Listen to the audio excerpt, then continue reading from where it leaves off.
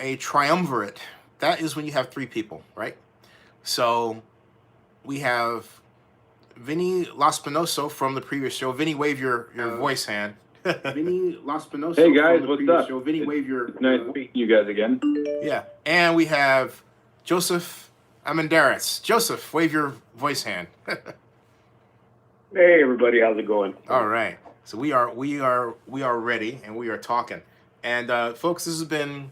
I've got two computer screens here, by the way. This has been a very bad week for Raiders fans. And first of all, let's recap with current events, as it were.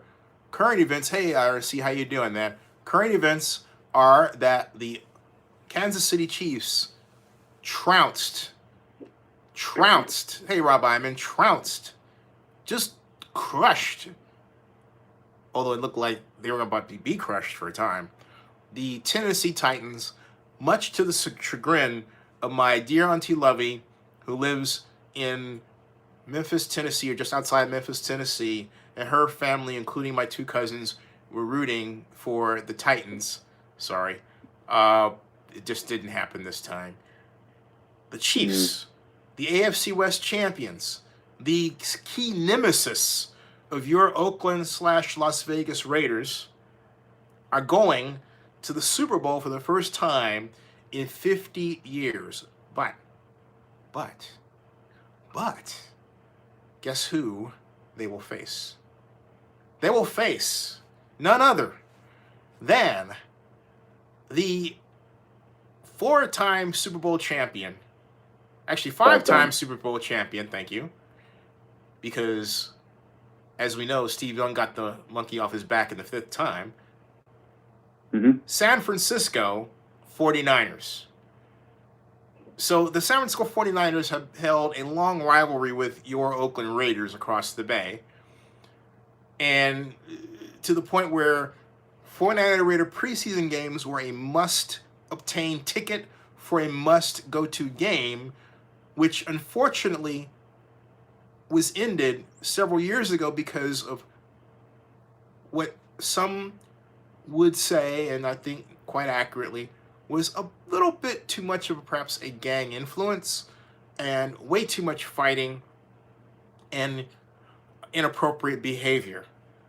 So after trying all sorts of different things, they simply, stopped having the 49er Raider preseason contests and just kind of waited until the season came along. So now we had this season the possibility, since it looked like the Raiders were going to get their schematic and personnel act together this year, bring in Antonio Brown, have a deep threat, be nasty like the old Raiders with Vontaze Burfict and Richie Incognito back in and everything. Well, not back in, but back in the NFL, essentially. But and then everyone started talking about, hey, maybe there would be a Niners-Raiders Super Bowl. Well, look, you got half. The half that we didn't want, per se. Look, Jed York is a personal friend of mine. I like Jed. So, and Dr. York and Jed York were instrumental in the effort that I created and ran to bring the Super Bowl to Oakland. We lost to Jacksonville for the right to host the 2005 game in 2000. So, they have a special place in my heart to this day as friends. But the bottom line is, I also love Oakland. And Oakland is out of it.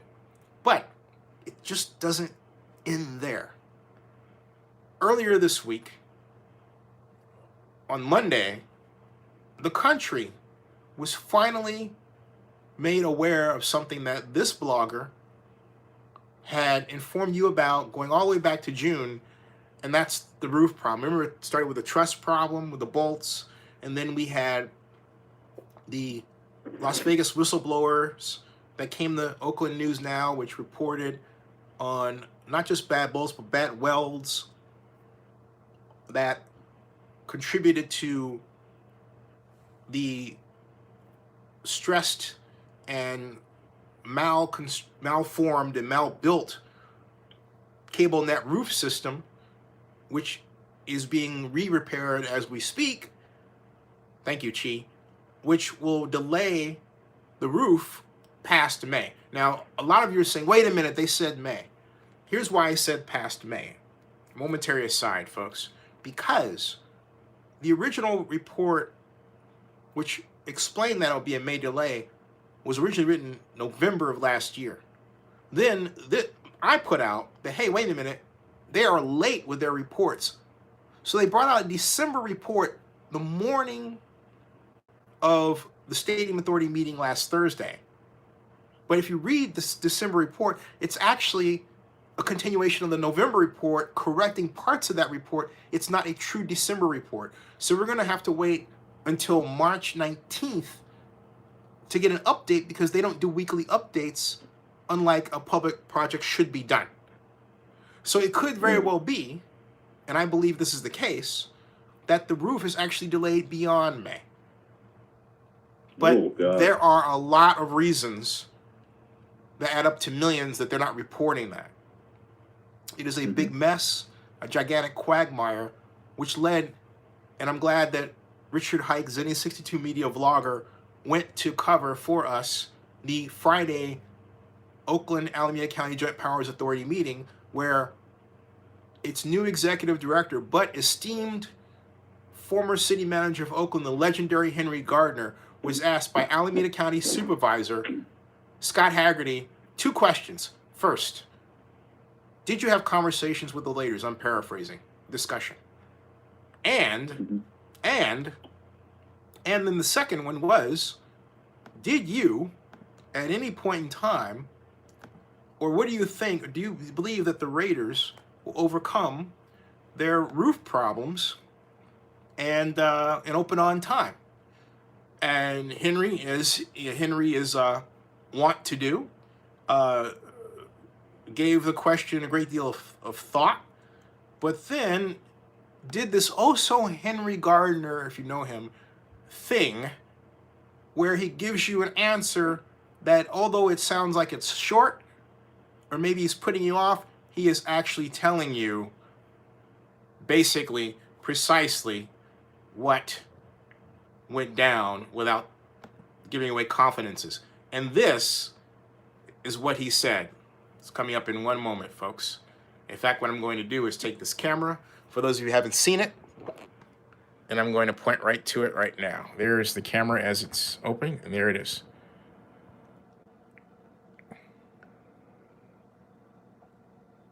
And let's see if we can get the volume here.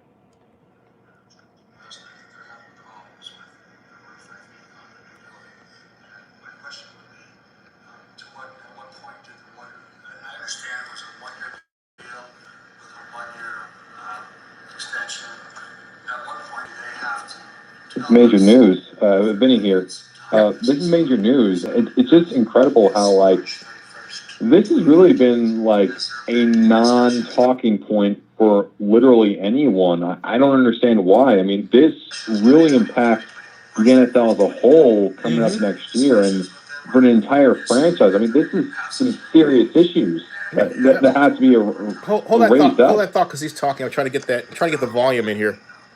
Okay, let me go back here. All right. This is where this. At what point I understand it was a 1-year deal with a 1-year extension. At what point do they have to tell us if they're going to need some time in this facility, or is that already passed? It's March 31st, 2019. Has there been any discussions? 2020. March 31st, 2020. Has there been any discussions? 2020. March 31st, 2020. Has there been any discussions? 2020. March 31st, 2020. Has there been any discussions? 2020. March 31st, 2020. Has there been any discussions? 2020. March 31st, 2020. Has there been any discussions?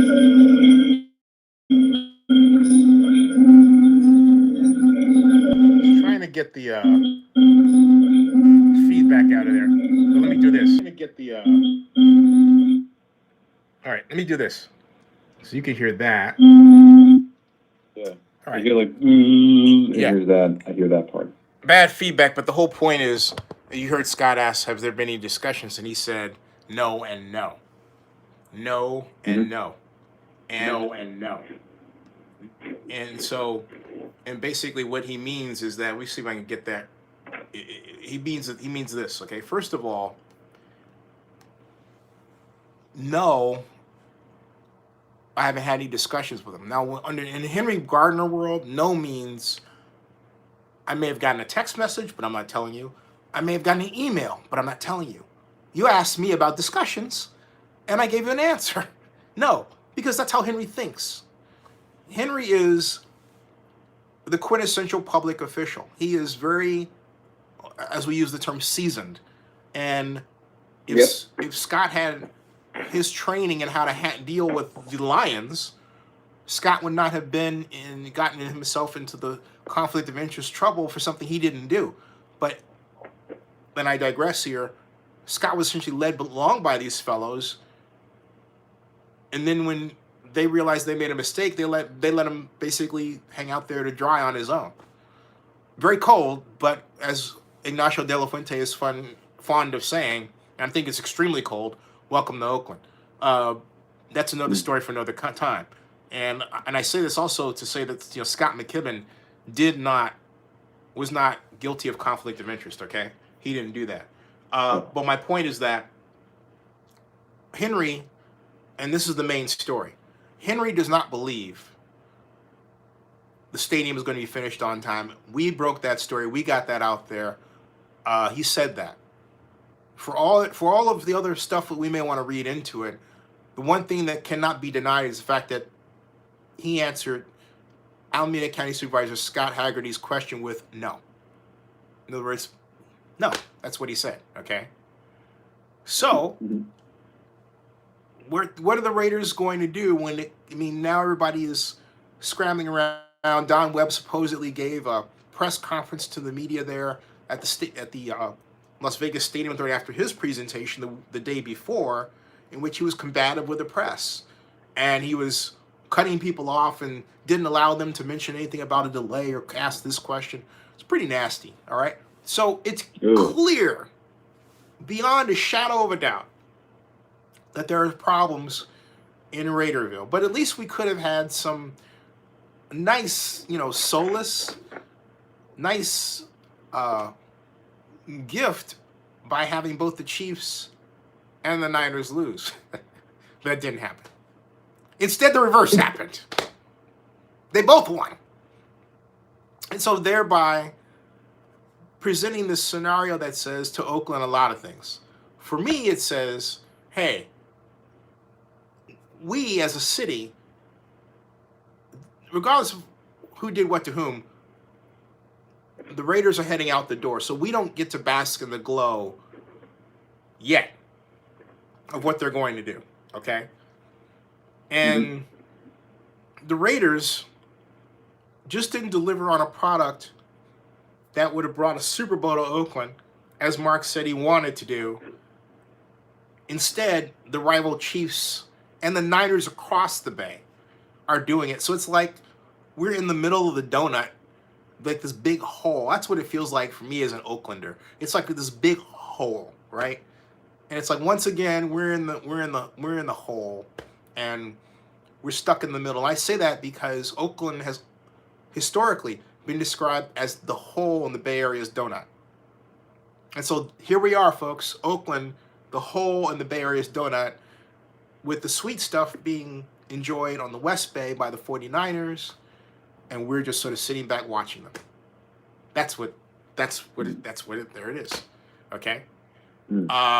There it is. So Vinny on the East Coast, Joseph in LA, what are you guys' thoughts about this? Oh, and then I'm not done. We had,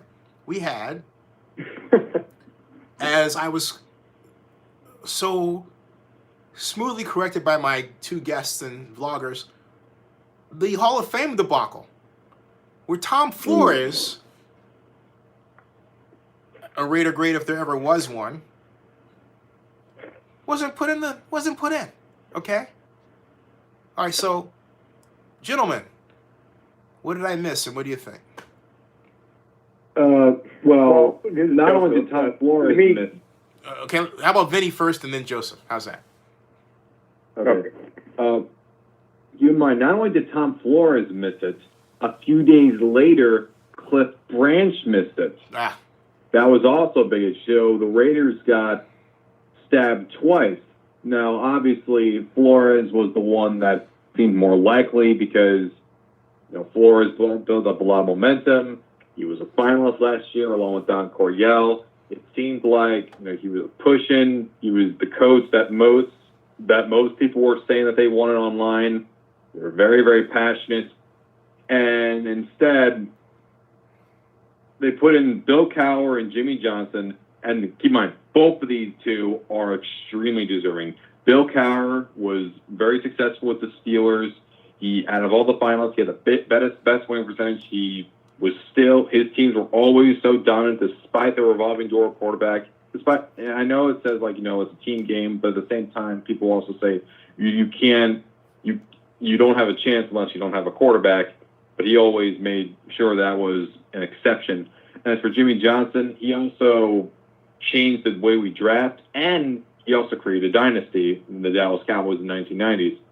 However, that's not going to be looked. Instead, people are going to look at it as, Bill Cowher works for CBS. Jimmy Johnson works for Fox. They only did this. A lot of the voters just did this just to try to get people to see what it's like to do it live, which, as great as TV it was, it made a lot of people really annoyed by it. They just felt it seemed very, very cheap. I think I'm going to put one measure of praise in for Jimmy Johnson because Jimmy, this isn't something that's talked about a lot, but he was the first NFL coach to start an all African-American offensive line. And that includes the center. Yeah. Because the idea has been, you can't have a black center because he has to call the signals. It's not to say that you haven't had that, but if you take a look at the Cowboys line, it was all black. And he rode them to the Super Bowl. And then where it wasn't, it was, Mark Tuinei, who's Samoan, right? But the bottom line is, on top of that,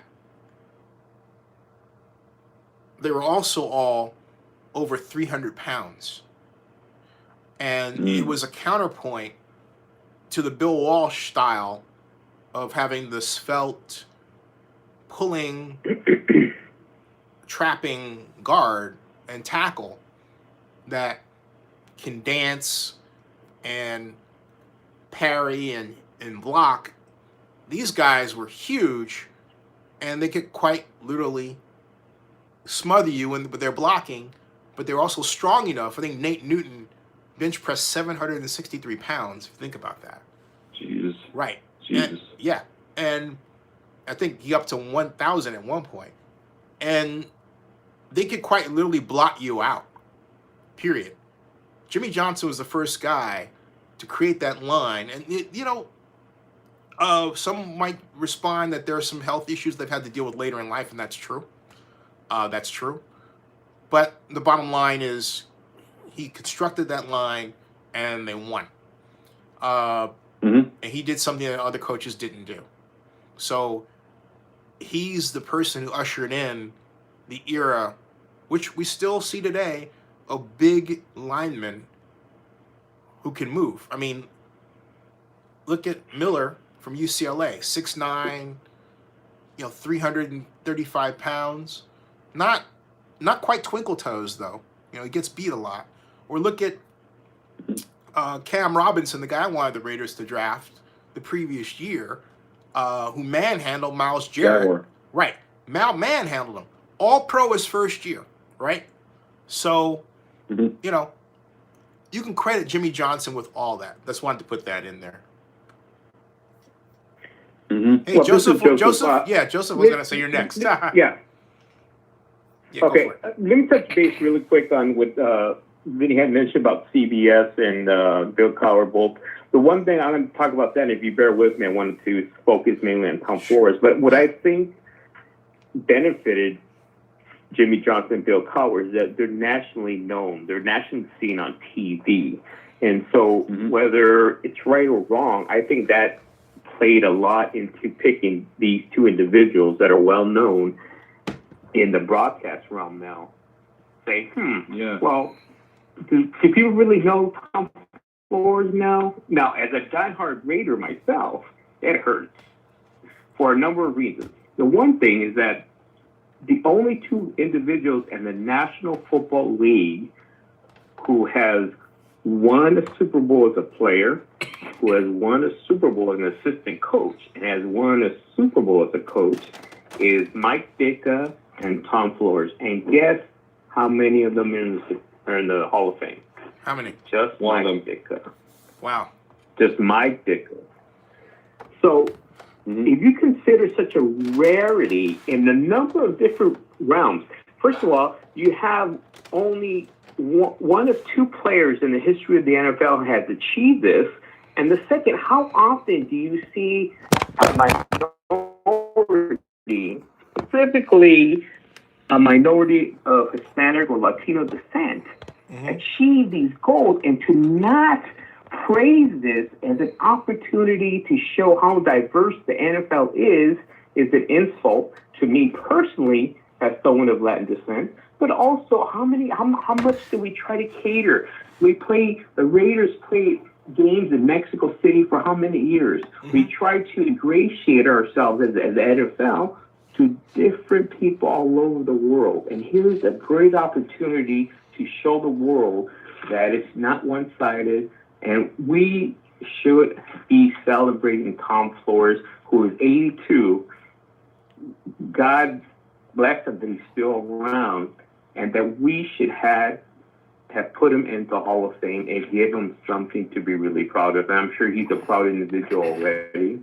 I'm very proud of him. I was fortunate to meet him a couple years ago at the Carson game when the Raiders come down to LA. And he's a very gracious man, very polite. And how can you not root for someone like this? The one handicap I think he has, if anything, like I could take it and make it into a racial thing, but let's put that aside for the moment right now. I think the one thing he doesn't have here's the thing, Joseph, is no exposure. I don't think there's such a thing as a racial thing. We all have a background. So if it's part of our lives, it's not something you can explain away. So go ahead, talk about it from that perspective. I think it's disingenuous not to. Okay, so go ahead. What were you thinking? You know. Well, okay. So again, going back to, if you see some of these commercials that are trying to lift up different people. I know I see a lot of like Modelo commercials, and who do they try to recruit? They try to find athletes to promote in the commercials. You know, so obviously they're trying to find a connection here and there. When you have probably one of the greatest individuals in the NFL that achieved a rarity in the NFL, why wouldn't you celebrate that? And how can you not feel slighted by that when you already have another individual who happens to be white with the same achievements be glorified and be put in the Hall of Fame? What are you saying about the minority and his place in the NFL? Right. I mean, but isn't right? Don't let me ask. Last time I checked, it was the writers that made the decision regarding the Hall of Fame, right? And you're the well, this one's a bit particular, different case. Now, this was done because of the centennial class, and I'm a very big guy for wanting more guys in an increased max, because I'm one of those people that are very, very aware how people don't care. They just want their guys in as soon as possible, and especially knowing how people are, that's what they care about. And but this was a little bit done differently. This was done by a group of, I think it was like 25, 26. Half of them were the regular voters, but another half were like Bill Belichick was one of them, Ozzie Newsome was one of them, John Madden was one of them, Dick LeBeau was one of them. One of the people that were voted, I think Ernie Accorsi and Bill Polian, and we know how much we love that guy, and Ron Wolf were also a few of them as well. You know, it has some mixed reception with how people thought of it. Now, after Johnson and Cowher were announced, you had some regular modern era voters that were not part of the Blue Ribbon Committee that were complaining that Coryell and Flores didn't make it. Well, first off, I said to myself, you guys had a chance to put him in the year before, but you decided to punt on the decision. So you own some responsibility yourself there. And I'm referring to, I have a lot of respect for you, but I'm including Clark Judge, Jim Trotter, Vito Stellino. I understand they were against players, but at the same time, if you cared that much, you have to show dedication, show the passion, and you really got to push for it. And if you don't, you got to hold yourself accountable. You just can't blame others for that. That being said, though, Coryell changed the game. Like, the way the game is today would not be the case without Don Coryell. And as for Tom Flores, I mean, this is a man that was a pioneer for Latinos in the NFL and just Latinos in general in America as a whole. I mean, how many people could say that they won, not one, but 2 Super Bowls and you were Latino? I understand he also, when he went for the Seahawks, he kind of stumbled a little bit, but at the same time, that doesn't take away from the fact when he was with the Raiders, he beat legendary coaches like Stram and Knoll and Vermeil. Gibbs. Vermeil. He beat all of them. Yeah. He's beaten them all, and all of them. I mean, Vermeil was the finals, but those guys are on the Hall of Fame, and and Flores beat all of them. And don't think a guy that has beaten Gibbs and Knoll and all these other legends should be in very high level. I think so, especially the fact that what people say, if you're black or you're Latino, if you work twice as hard to get half the results. Well, this guy managed to work twice as hard and get more results than. It really is incredible what the man has been able to do, and I say both of them. And I do mention John Madden because John Madden, his teacher was Don Coryell when he was at San Diego State, and his assistant was Tom Flores. He became the head coach after Madden. I really wonder. I think we should hold a little bit of accountability to Madden too, because you could honestly say that. I don't want to be rude, but you can kind of say that Madden sort of failed him.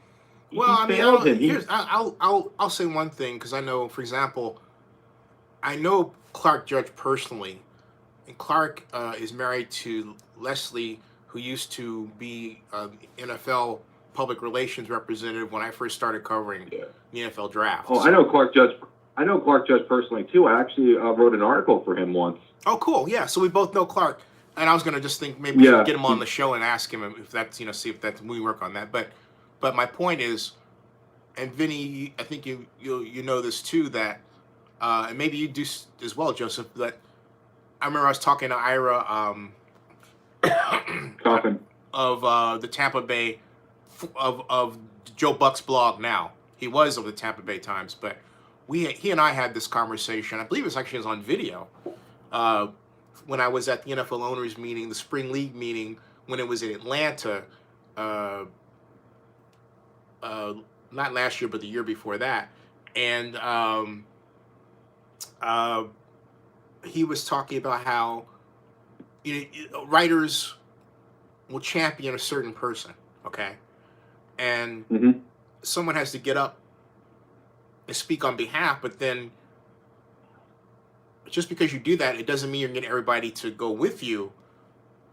You might have other people in the room who are stronger advocates for somebody else. And what we need a better read on is what the politics were going on. Because the problem that I have with the way the whole deal is done right now is it's not fan-based. I think it should be put out to the fans. I think it should be online. With a sophisticated lockout system, you vote once. You can't share it around or anything. Once it's voted, that's it. Your IP address is locked out. Once you vote, that's it. Okay. I agree with that part.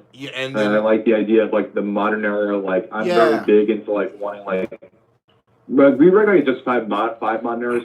I've seen big pushes for guys like Isaac Bruce and Clay Matthews Jr. I mean, these are people that literally dedicate days and days and pushing. And, I I feel for those guys. I want to see them get their goals. So what I would love to see is like have 5 regulars, then one of those 15 finalists would be voted by fans, and whoever would win would make it. So, I mean, and honestly, for a player, you probably feel much happier and honestly much more of a smile on your face saying, hey, these were done by the people that watched me every single day and knew how I was. Honestly, it's for me. I think if you were a player that had that, that would be a lot very, very rewarding for you because, especially now, a lot of sports writers are not viewed in a very, very positive light. But fans, very rarely are they seen in a negative light. In fact, if anything, they're seen a lot more positively, and that's why I've always wanted it. So, hey, Joseph, go ahead. Great. What do you think, Joseph? Well, I was going to ask you both of you a question. Was being that the Tom Flores announcement, along with I guess Bill Cowher and Jimmy Johnson, were a centennial vote, would it be the ideal situation to celebrate the 100 years and give this opportunity and vote to the fans? Sure, it would have been, but this would have been an extraordinary opportunity to get fan involvement and kind of, while doing that, get them involved in the whole 100-year celebration of the NFL and have them do a fan vote into the centennial vote.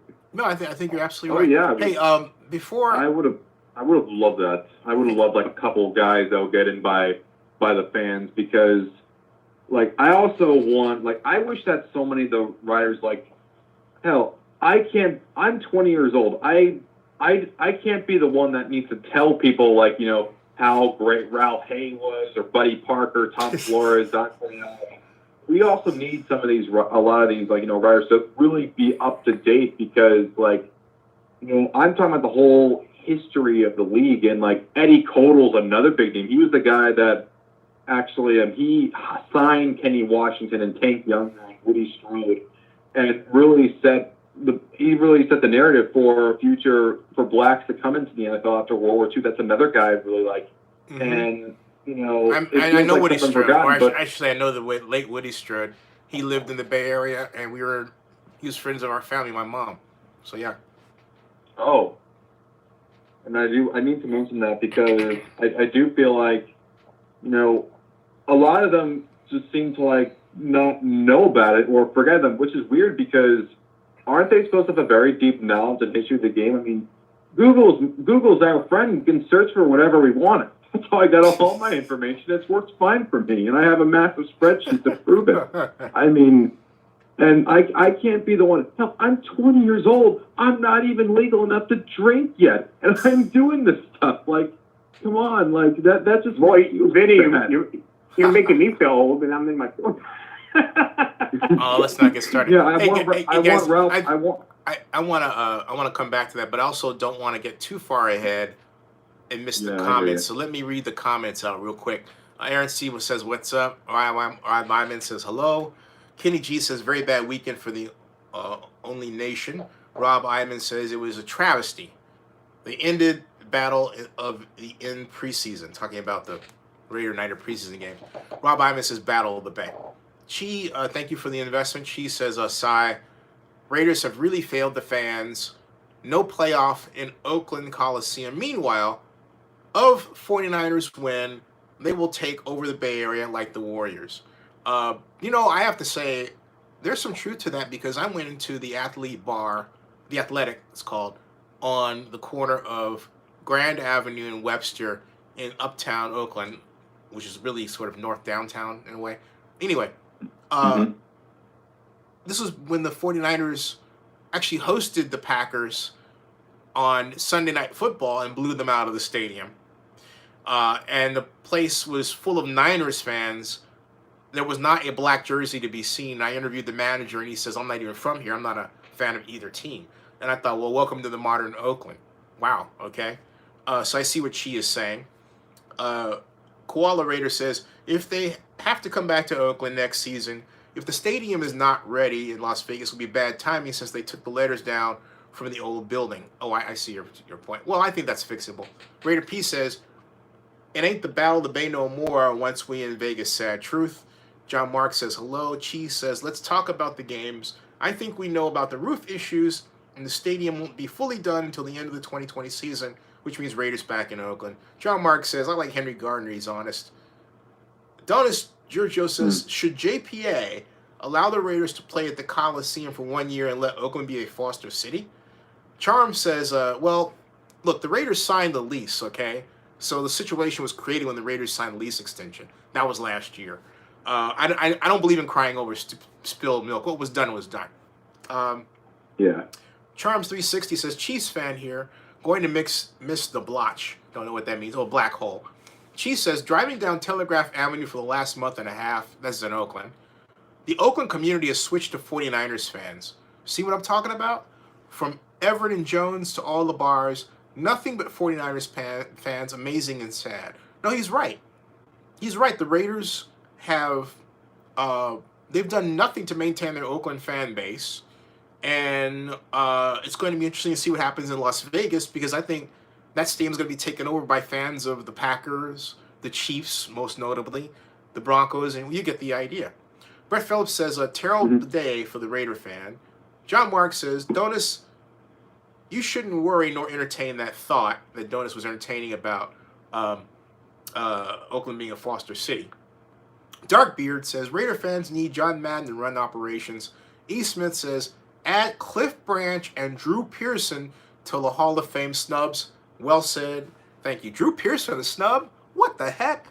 Only arguably the greatest wide receiver in Dallas Cowboys history, not named Michael Irvin. I mean, come on. He is the original 88. Oh, Drew Pearson is the original 88. He's my man, okay? I love Drew.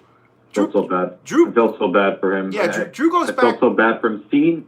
Yeah, how can you have Drew Pearson? How can you have Roger Staubach and not Drew Pearson? That's sacrilege. Not only that, I find it really interesting. Like, you always see the videos of people getting knocked on the door, and they're so happy that David Baker's there, but you never see the other side of it. You never see the person that gets snubbed. I know that people want to, mock, say, "Oh, this guy snubbed, that guy snubbed." That was my first experience seeing someone snubbed. No, and Drew Pearson should not be snubbed. Honestly, the way that they did it, I think, was very bad. I think it was horrible. They told some people ahead of time, and other people, they left in the dark. They sometimes didn't even call them. They just let them hear about it on the TV. I thought they did that the wrong way. Bad stuff. Thought that was very, very bad. Poor Drew Pearson, Randy Gradishar, and the families of the deceased, like Laverne Dilwick, Al Wister, Doc Emerson. Awful stuff. Awful. Oh my God! I feel so. Continuing with Cliff Branch. Oh my God! Hold your that guy. I feel so bad for. Hold your powder, guys. I want to get through these comments real quick. Kenny G says, the price of doing business, but very sad. Brett Phillips says, Tom Flores, Jim Plunkett, and Cliff Branch are glaring omissions.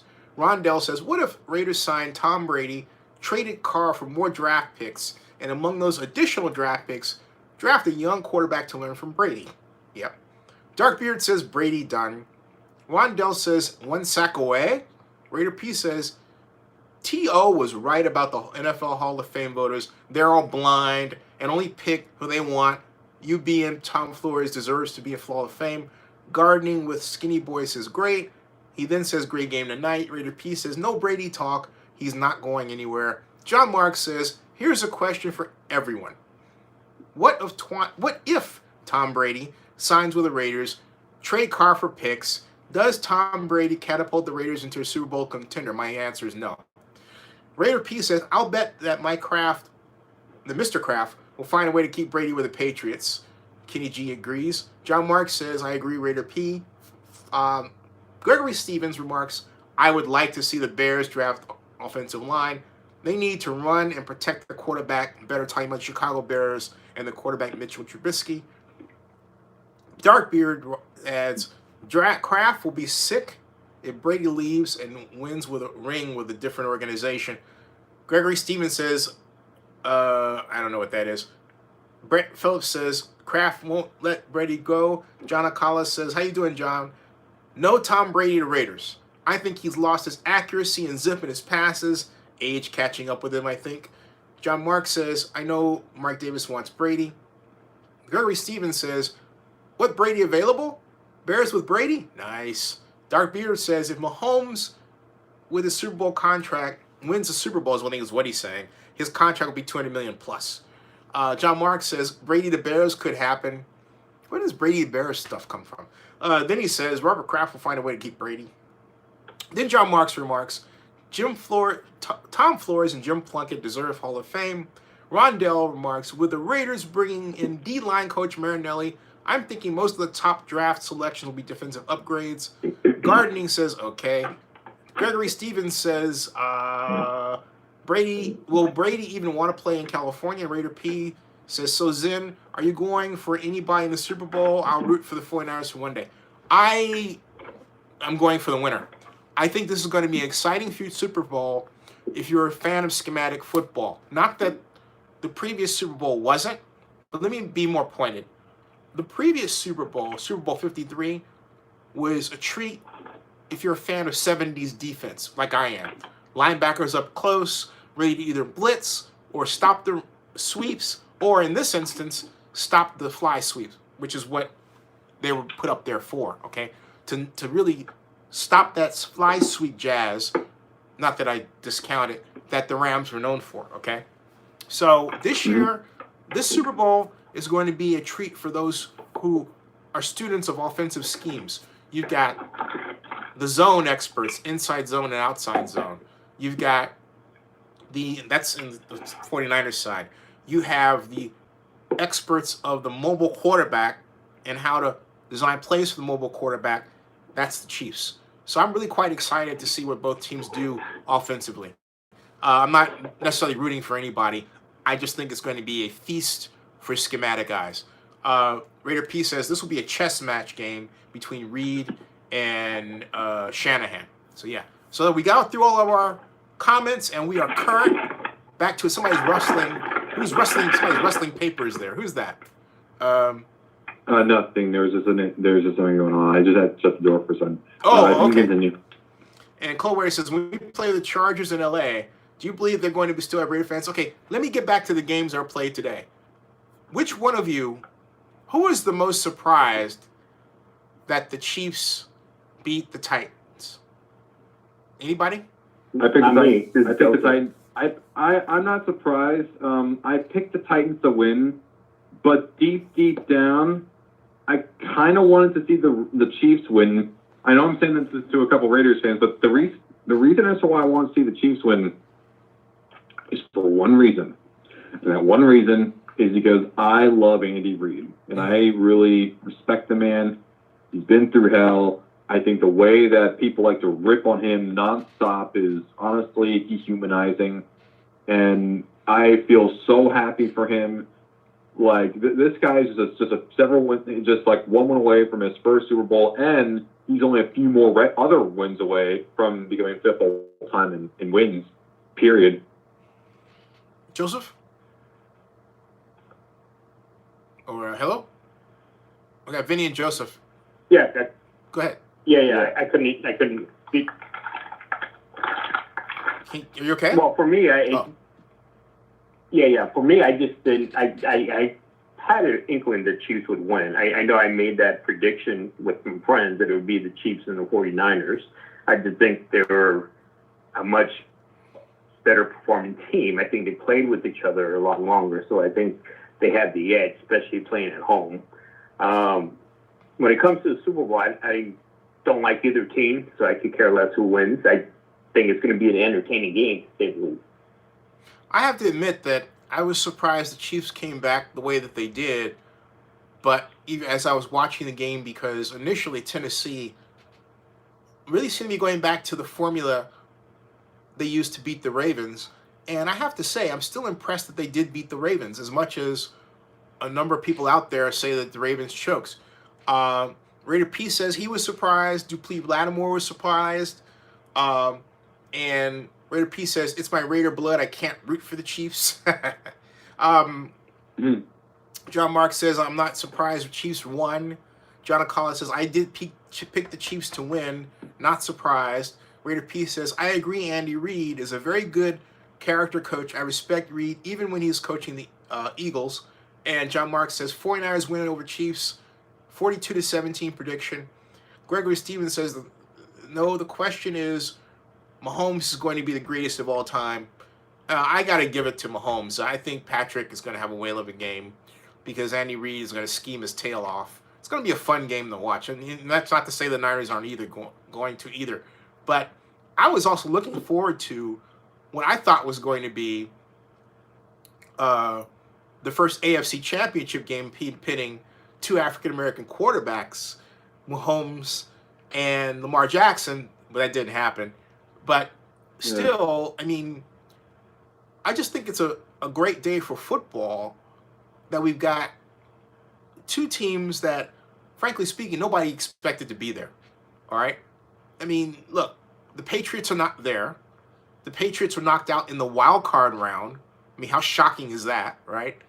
And very. I mean, I'm so used to seeing them always in the AFC Championship game at least, like forever it seems, and they couldn't even get past the wild card round. That is just mind-boggling. It's not seem right, but at the same time, just refreshing. No, and then Raider P says I respect Mahomes. He's still only 24, and then on the other side with the Niners, I really believed that the Packers, and my mom did too, the Packers are going to give them a better game.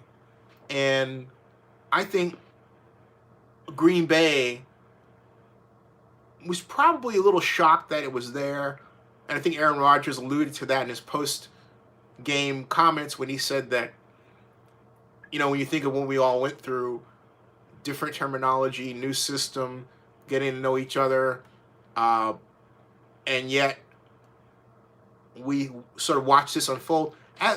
Watching him talk the way that he did, it was as if he was having an out-of-body experience the entire season. Like, wow, I can't believe this is happening, and so it must be ordained. And then it was like he was brought back to earth today. It's like, well, yeah, you know, this is real. You're here, so now play like it, right? And the 49ers, for their part, I also believe that the Packers expected more of a passing show, and they didn't adequately prepare for the leverage the 49ers bring. You know, the key to the 49ers' success, I think, is that when you look at their line blocking, they really are good at getting under your pads and pushing you back. These guys are seriously physical. You could see that play after play after play, and it must be withering. The Packers didn't seem to prepare. That defense is I'm saying. Love. You know what I'm saying? The Packers didn't seem to prepare for that. Go ahead. What you're going to say? I just love seeing that front seven for the 49ers. Oh my God, they were going to havoc. Aaron Jones was a non-factor for most of this game. It really, the defense and the running game, Raheem Mostert, they controlled the entire game. Yeah. Oh, yeah, on both sides of the ball. Yep. I had Brady as a guest, and the radio host asked Brady, since he grew up a 49er fan, and he root for them, and Brady said he only goes for the team he played for 20 years. That's, well, what do you expect? John Collins says, Chiefs need to stay away from third and long, otherwise I think 49ers defense will get to him. But getting back to, and then John Marks says, I agree, John Akala. And Raider P says, Packers offensive line didn't give Rodgers no time. But not only that, the Packers didn't run the steady diet of quick passes like I thought they would. They really seemed almost surprised at what the 49ers put to them schematically on defense. I have to go back and look at the All-22. But I've never seen a Packers team that looked like it was more unprepared than this one. I don't know what you guys' thoughts were. Joe, why don't you go? Joseph, why don't you go first? Well, yeah, I think, as you alluded to earlier, Zenny, I think they were surprised that they were there. Mm-hmm. You know, if you look at how they played the whole season, and of course, you know, I'm watching highlights. I don't follow Packers, but it seemed like they were piecemeal together. What I think the amazing job that their first-year coach did was inspire them to play beyond their talent. And I think, as you mentioned, they were surprised to be there. And the magic that I once believed they used to have especially with their quarterback, it just wasn't enough this year. Not only that, I think moving forward, and I think just moving forward, they're going to fill in the pieces that they need, and we'll see how many more years. I'm just drawing a blank on his name now. The quarterback will have left. Aaron Rodgers, you mean? Aaron Rodgers, yeah. Yeah. No, that's a great point. Let's go through the stats, and then I'll get to your comments next, Vinny. Aaron Rodgers is 31 of 39. Think about this.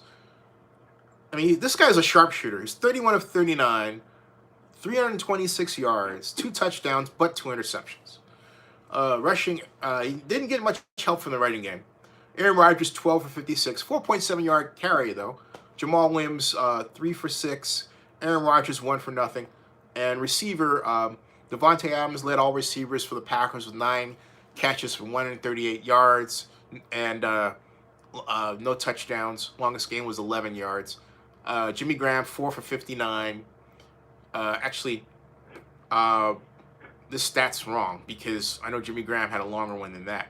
So 4 for 59 for Jimmy Graham. Alan Lazard, 3 for 36. Aaron Jones, 5 for 27. Jake Camaro, 1 for 23. Mercedes Lewis, UCLA, 2 for 14. Jace Sternberger, 2 for 13. Geronimo Allison, 2 for 8. Tyler Irwin, 1 for 7. Jamal Williams, 2 for 1 yard. And fumbles, Aaron Rodgers, 3 fumbles. 1 of them lost. So Aaron Rodgers contributed to 3 turnovers for the Packers. That was the other big part of this outcome. Now for the 49ers present, there we go. Will not scroll down. Oh, wait a minute. There, and then scroll down. Here we go, okay. Jimmy Garoppolo, 6 for 8. I'm sorry. That's hilarious. 6 for 8. 77 yards. No touchdowns. No interceptions. So Jimmy was quite literally watching the game. He had the best position. He had the best position on the field. He was the quarterback watching the game. He was watching Raheem Mostert rack up 220 yards on 29 carries, score 4 touchdowns, and rack up a 7.6 yard rushing average. That's what Jimmy had a front row seat, or I should say a front foot seat to see. Deebo Samuel, 2 for 43, reverses, which Kyle Shanahan was using to kill. He was punishing the Packers for not having an outside contain. Just like, oh, you're not going to contain the edge? Here. Oh, you're going to like run after my guys going the other way? Here. It was hilarious. Tevin Coleman, 6 for 21. Matt Breida, 1 for 2. Jimmy Garoppolo, 4 for a -1. Samuel led all receivers with 2 for 46 yards. George Kittle had 1 for 19. Mostert, 2 for 6. I mean, look, they had a grand total of 8 yards catching. I mean, that's hilarious. You know what the irony of that, Zenny, was if you look at Jimmy G's stats and you compare that with Aaron Rodgers, the first half, I believe he was 20 for 25. Yeah. And you were thinking about those statistics. Yeah, but the Packers were able to move the ball between the 20s and 30s, and their drives were consistently stalled either by turnover or punt. In fact, if we go to team stats, the Packers and the Niners, in terms of total yards, were, get this, as even as you can be. The Packers outgained the 49ers 358 to 354. 4 yards. That's it. Passing, however, Green Bay 296, San Francisco 69 passing yards, okay? Rushing yards, San Francisco 285, Green Bay 62. And I have to correct myself because Jimmy Garoppolo had 77 yards passing. And I said at 1.8 yards passing. I didn't mean that. He had 77 yards passing. Now, so it was a tale of one team that relied on the run, and one team that relied on the pass, which implies that, hey, if the Packers could have gotten their running game going by, maybe 100 yards more or 50, this game would have had a different outcome. I'm sorry, it sounded like, Jimmy, you were going to say something? Yeah, when I looked at this game, I know people have very mixed opinions on Jimmy Garoppolo. Some really, really like him, and some really, really hate him.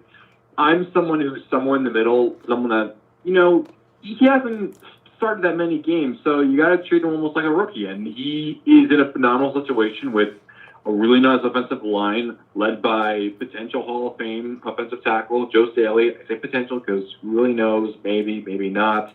Like to see it. And you also have a three-headed monster at running back in Mostert, Breida, and Coleman. And you also have arguably the best tight end in the league in George Kittle.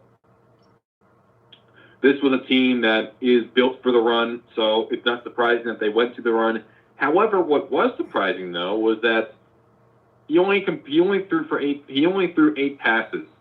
He only had eight pass attempts. He completed 6 of them, and for the entire third quarter, he didn't attempt a single pass. But yet, it didn't matter because the Packers' defense literally could not handle Raheem Mostert. It is incredible how Tevin Coleman goes out with what looked to be a dislocated elbow.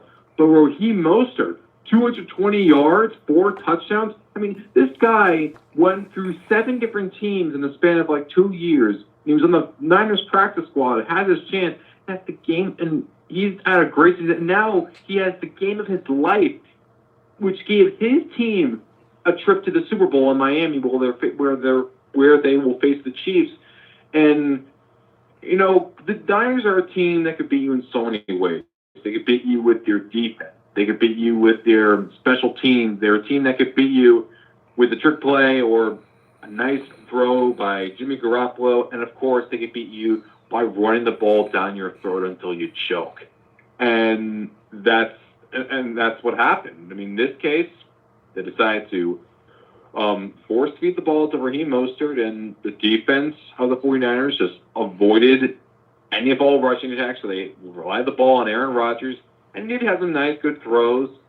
But, the defense kind of also got to him, and that also contributed to the 3 fumbles, losing one of them. It really was a sloppy game for Aaron Rodgers. And not only that, this is also, and all the times he's been to the NFC Championship game, all the time he's been to the NFC Championship game, the Packers have never went to it at home. 2010, it was in Chicago. 2014 was in Seattle. 2016, it was in Atlanta. And here in 2019, but the 2019 season, San Francisco. So he's never had that opportunity. It's a little bit alarming, but fortunately for them, and even for the Niners too, their entire coaching staff and roster will be intact. So for all we know, we might see a rematch of this in the playoffs. Yeah. Joseph? Well, I really don't have nothing to add to that. I agree totally. When it comes to the 49ers, I think that's a team to watch in the future. I think the scheme that Kyle Shanahan put together was above and beyond superior to what they did on the Packers. Yeah, I agree. Hey, I want to point out something, too, is that the 49ers use a really unique style of running. For as much as people talk about the Greg Roman offense that the Ravens run, the 49ers use a lot of those concepts with outside zone, but they've advanced the art by fitting that in with read option looks. Particularly this game, they had a series where they would line up in shotgun and one running back, let's say if there were 2 running backs to either side of Garoppolo, the running back on, let's see, he is in the middle here, the running back on the right would take off to the flat. This running back would run up the middle, and Jimmy Garoppolo would simply, if it were a left read option figure, left dive, he would hand off to him and then turn around and fake the throw to the fellow in the flat on the right. The fellow on the flat on the right, the running back, be it Mostert, because they had Williams and Mostert, if it was Mostert, he would go out and run what looked like was going to be a bubble screen or simply a swing pass. And then on occasion, the 49ers would call the second version of that play where they would actually throw to him. So the effect was to spread out your defense so that you weren't able to commit 8 in the box only to stopping a dive play. You had to account for the outside, the bubble screen look. Otherwise, they could kill you from the outside as well. So it was very crafty, and it makes you pick a side. Now, for me, you would say, how would I handle it? My answer is simple.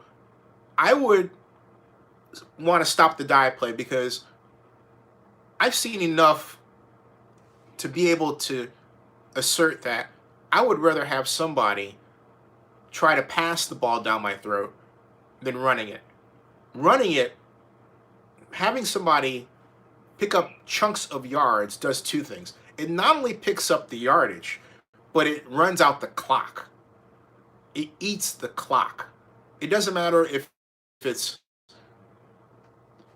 Derrick Henry against the Ravens. It doesn't matter if it's the Ravens and Lamar Jackson. Effective running teams eat clock. An effective passing team, if it's incomplete, guess what? The clock stops. Okay? So I would take my chances by stopping that.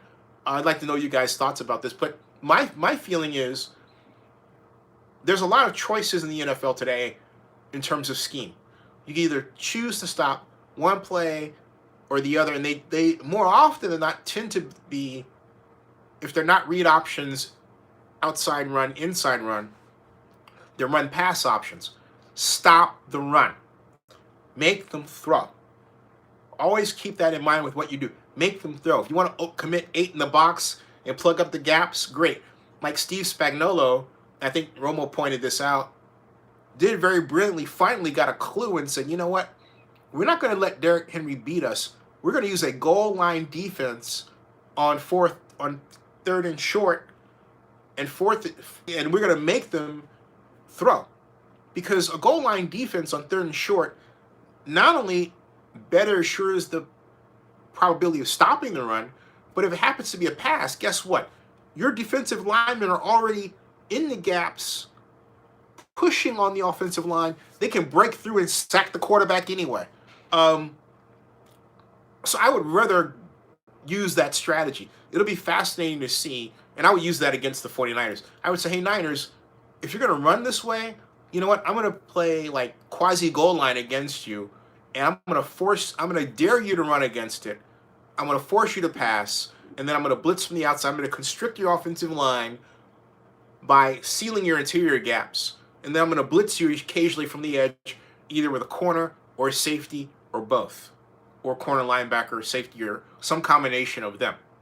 But you're going to see on any given down, you're going to see 5 linemen coming at you or 5 rushers coming at you in some kind of way. That's the approach I would take against the 49ers because they do a lot of this movement and guessing. You have to make them pick a spot. If you don't make them pick a spot, they'll have you confused all day long. And that's what they did with the Packers. Guys, what do you think?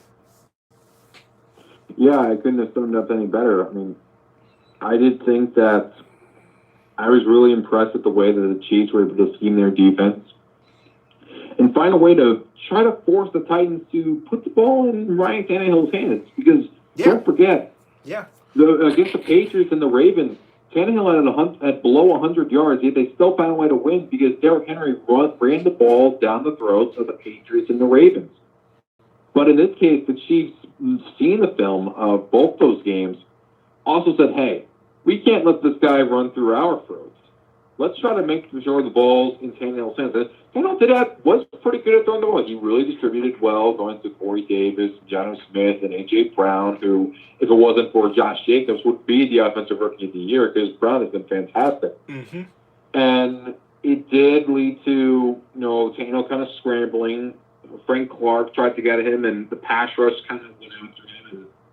And also that one time where, I forgot the player's name, but when he came all the way back and hit by the linebacker, he fell right down. Because if you leave the ball in Tannehill's hands for too long, he kind of goes he kind of scrambles a little bit back and forth. He doesn't tend to like go straight ahead. He's not exactly a pure sharpshooter per se, because it kind of have you ever looked at his expressions? Have you looked at expressions he makes when he runs?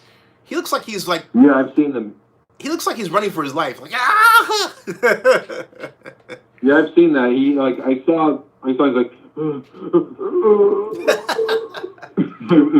was funny. It was funny, but at the same time, Tannehill can scramble, but he's not usually a guy that you generally see running. Now, when you see someone like Tom Brady run, or Eli Manning, or Philip Rivers run, it is very uncomfortable seeing them run. But seeing with Tannehill, it's not that bad.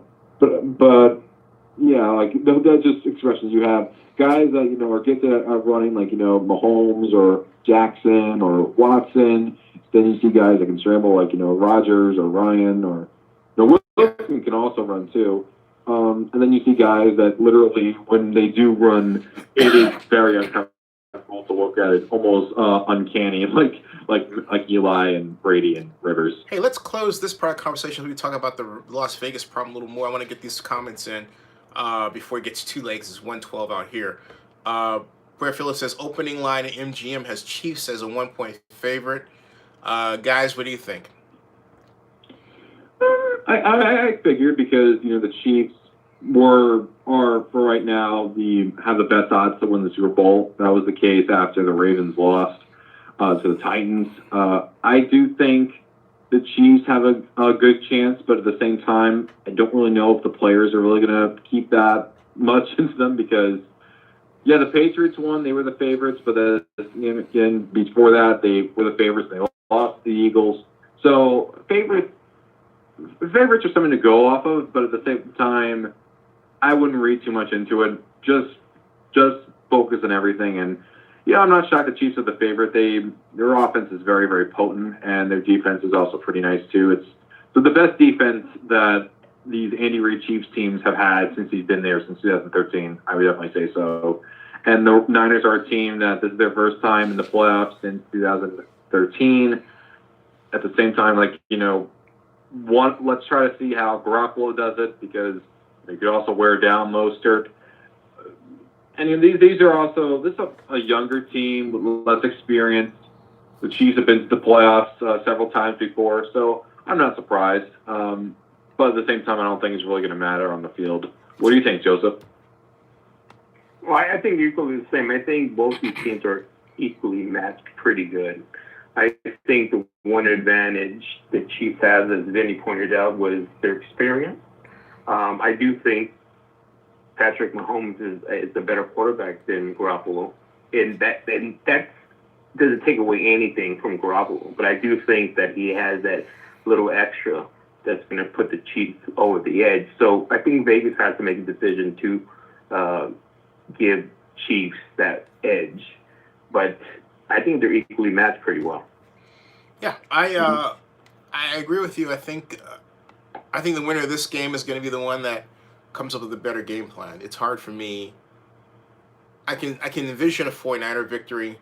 I can envision a Chiefs victory for different reasons, but you've got a case of a team with an excellently designed running game versus a team with an excellently designed passing game. And it's going to be a lot of fun. Both have great defenses that are going to be really stressed. Hey, so let's move to the Vegas situation. What do you guys think about the whole roof thing, and what have you all been hearing? And I think I played the Gardner quote on the wrong computer, and so let me try, see if I can get that again here on the right one, if that's possible. Sure. Since there's a lot of talk about the Raiders and here it is. Yes. and things like that, this is how to ask this question. Reported on Channel 2 last night that they're having problems with the roof, I think, on the new building. And my question would be, at what point did I understand it was a one-year deal with a one-year extension. At what point do they have to tell us if they're going to need some time in this facility, or is that already passed? It's March 31st, 2019. Has there been any discussions with 2020. March 31st, 2020. And is there any discussions with them, or are we assuming that they're going to get past these root problems and be able to open on time? No and no. That's my answer. There you go. No and no. And then if you I'm have a laughing as chance, much as folks, you are. look, here's the thing, folks. I want you to look at what Henry does after he says that because he looks back. He looks back. Hold on a second. He looks back at Richard Hike.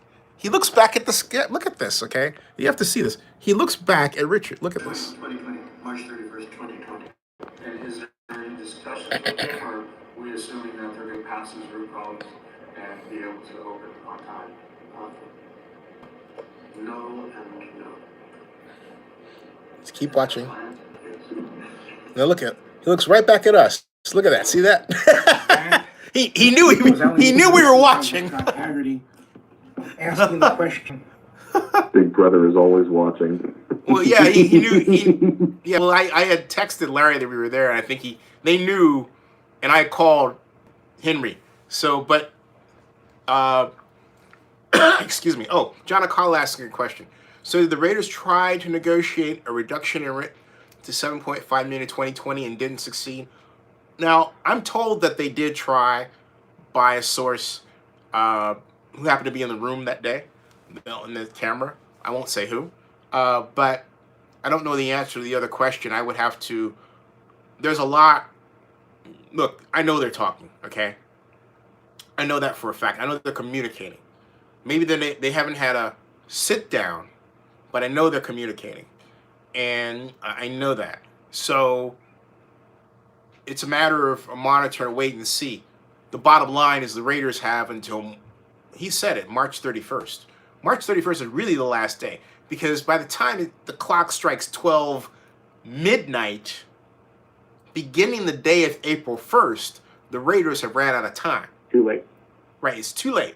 So the question becomes, today is January 19th. So you have January 19th, February 19th, March 19th.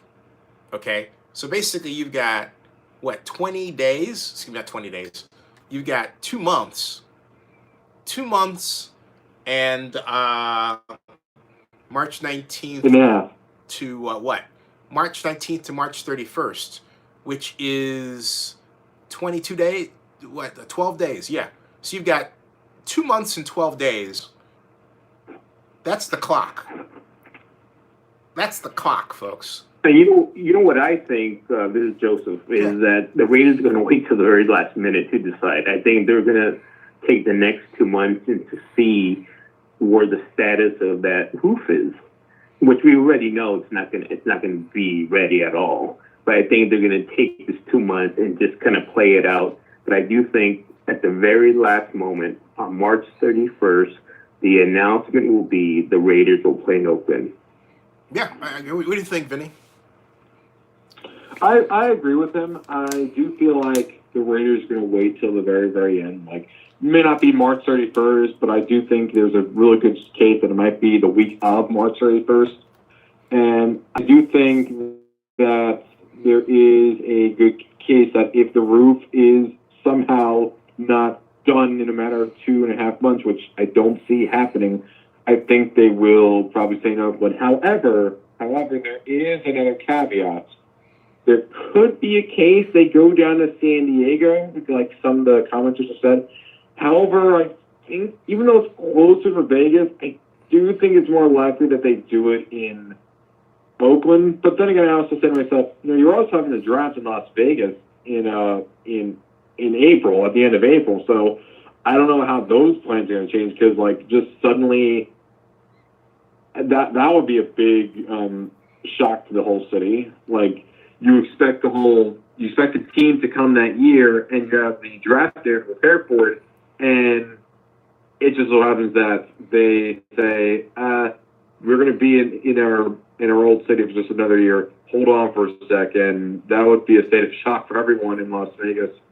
I don't know if that would really be a good look for anyone, but you'd have to blame for the Raiders themselves. And the city of Las Vegas for the reason as to like the flag and the bolts and the fact that the roof's not completed yet.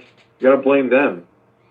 But I do think if things do not go well, they might stay in Oakland for just one more season, because I'm pretty sure even with the players and the people from the Raiders, I'm sure they do not want their final time in Oakland to be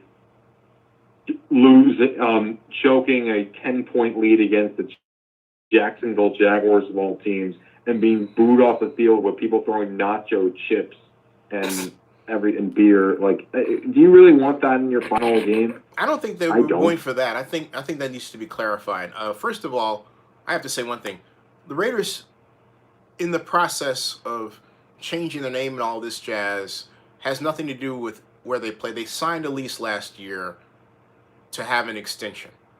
It's before them. Mm-hmm. They did so because Scott McKibben told me at the time that they did, everybody in the league and everybody in sports knows they're not going to have that stadium ready by next year, okay? And only people who are paid by the Raiders or diehards who really don't understand, stadium economics and stadium construction are pushing this. And I keep saying to them, look, do you want people to die? If you don't, shut up and just, let the process. I'm serious, because it's getting silly. Because it becomes the question, do you want people to be hurt? I mean, just build it. Build it right. Questions about the stadium. Yeah, just build it right. There are serious questions. Well, and the thing about it too, Vinny, is that me and Vinny had the opportunity to see it in person. I was there during Christmas, and he followed me the week after, and you could tell me yourself, Vinny, that place does not look ready at all. No, it does not look ready. It looks like a lot of it still needs to be put in place, and like the Raiders need to really make a public announcement about this sooner. I know they won't, but they really should, because they've got money problems. Football is one thing, business is one thing. You want to know how bad this is, guys? Okay, look. Yeah. They went to the Southern Nevada Water Resources Board asking for $30 million for sponsorship. You normally only do that for a private organization. Like, hey, Porsche. Hey, Sega. Hey, Apple, right? But they went to a Nevada public agency and asked for $30 million to have such things as a lighted sign commercial in the bathroom encouraging you to use water a certain way as you are, using the bathroom, right? And the board is asking, like Tick Siggerboom, among others, saying, wait a minute, we're supposed to spend $30 million for this kind of marketing? Are we really going to get the bang for our buck? And they met on January 9th and asked that very question, and guess what they did? They tabled it to February. So the Raiders have to wait another month when this was supposed to have been wrapped up last November, and they were supposed to have $30 million, right? That $30 million is crucial because it's money that they need to help continue to finance, excuse me, the stadium. They have an off-site infrastructure bill based on an analysis done by Kimmy Horn that includes widening streets and roads around the stadium, adding lighting where there is none in many places. If you've ever driven through there, and I have many times, that hasn't been done. You've got, on top of all that, you have 9 founding partner sponsors signed up. They need 12, which means they have that money gap they have to fill. And so, sure, the Raiders on the positive end have scored $430 million worth of PSL sales. I think that's remarkable, incredible, laudable.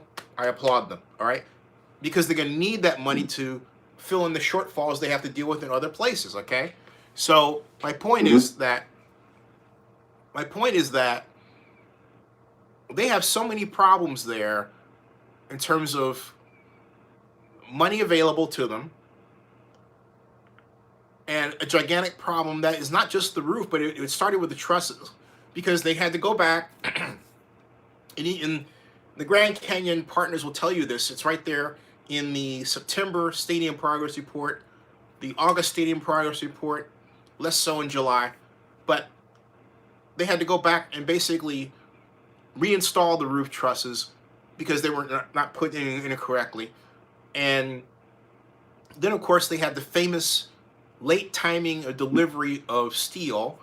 Then, of course, you have gigantic areas of the stadium where steel that need to go in to hold the glass curtain walls are still not there, okay? They're still not there. And then they say, we're going to take all of this and we're going to build something out of sequence. Well, let's just take that, because one of the Las Vegas whistleblower workers that contacted me told me, hey, look, the reason why they have this problem now with the cable net roof is because they went around in August pulling on different aspects of the cable net, because there was a photograph where the cable net was, you had the net way high, like 30 feet in the air, and the rest of it on the ground, and that should not have been, because you're supposed to raise it all at once. Where they were pulling it to test the strength in different areas, and in pulling it, they actually damaged the structure. And they did all of this to meet a fast track. Okay? If you go to Arup or any of the subcontractor websites, they will tell you they're on a fast track schedule. Everybody is on a fast track. This is known. But when you're on a fast track and you have a sequence of processes that's supposed to be done, you can't just say, I'm going to take one and do it and take it out of sequence. A lot of reporters and journalists and all that quote this as if they know what they're talking about. I pointed out, hey, look, you can't just take things and put them out of sequence. The whistleblower workers have confirmed that. Anybody who's built anything, I went to architecture school, all right? If you've ever built a house, if you ever built a model for a house, you can't just take certain aspects of it. Like, I'm going to put the bathrooms in first, and I'm not going to put the walls in around it. You can't just do that. There's a reason for these sequences.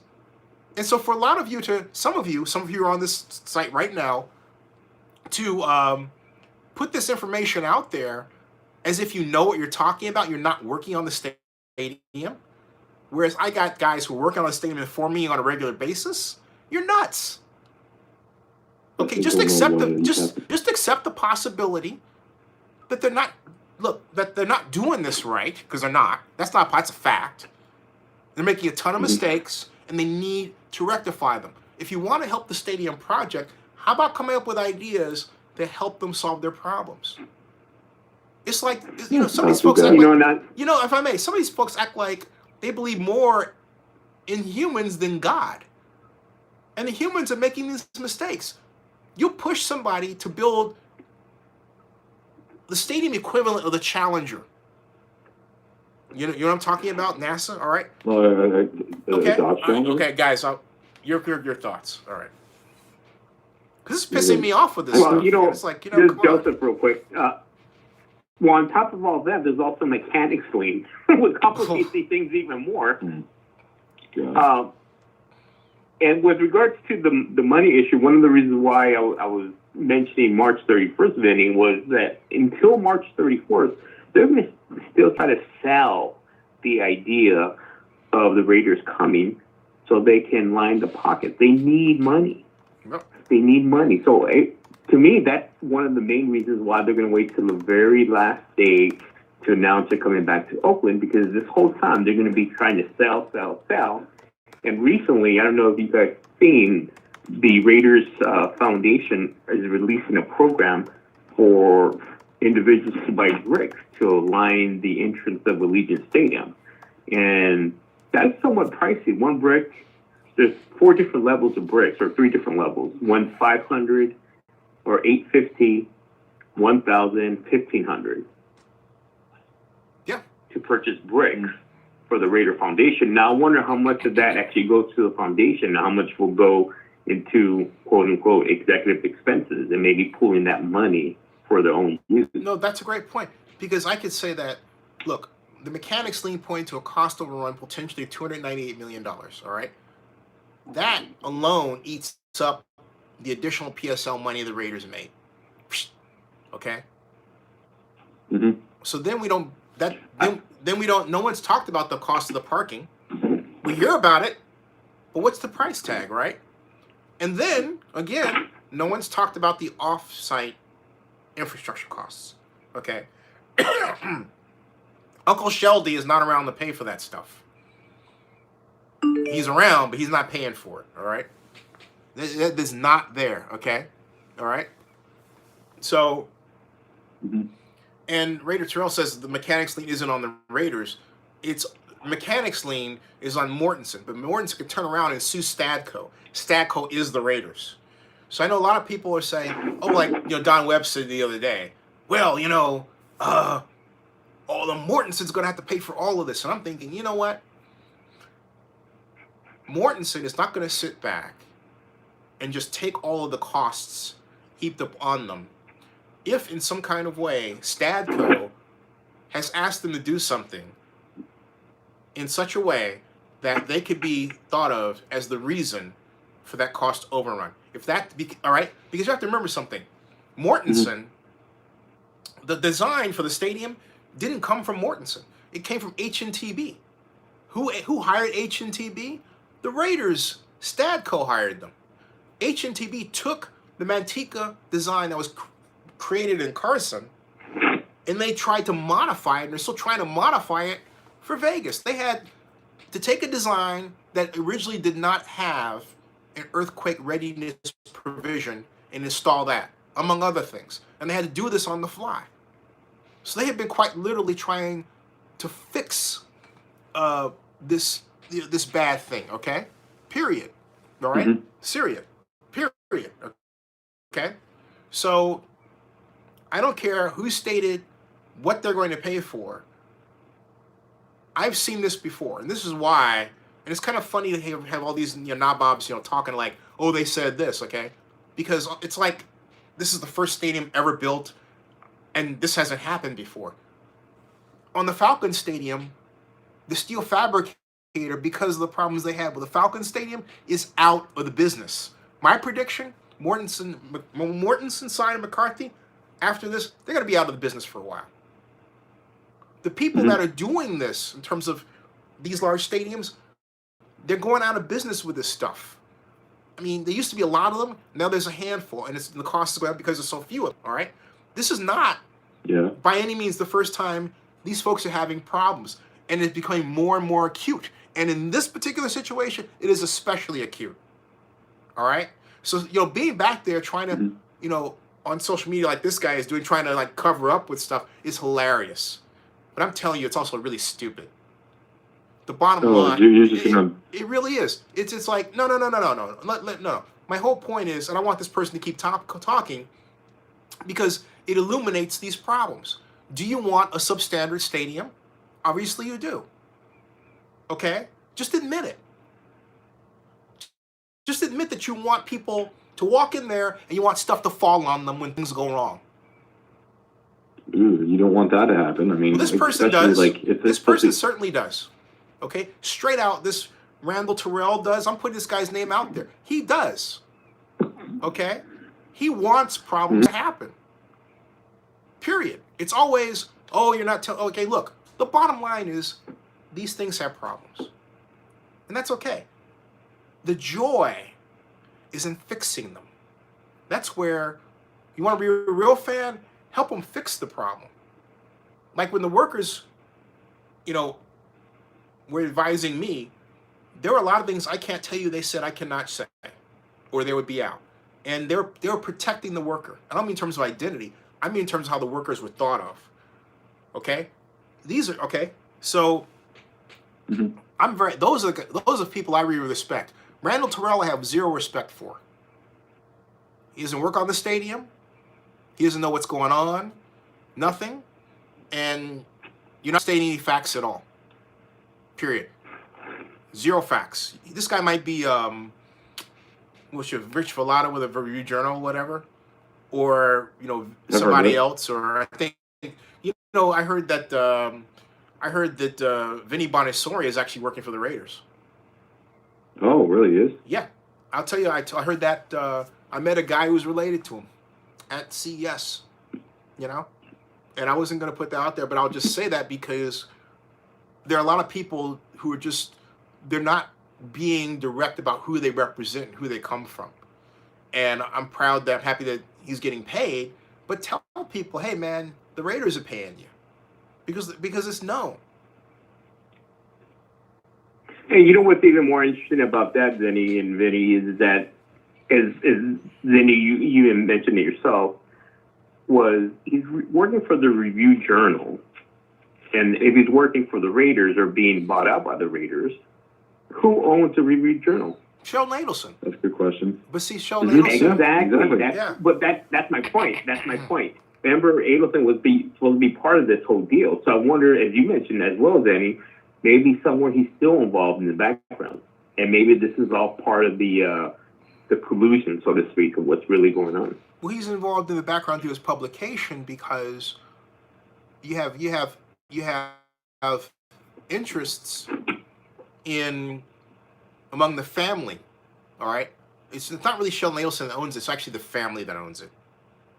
Okay, so just to be exact in that, but there are people who dearly love Las Vegas and they want to see us go through.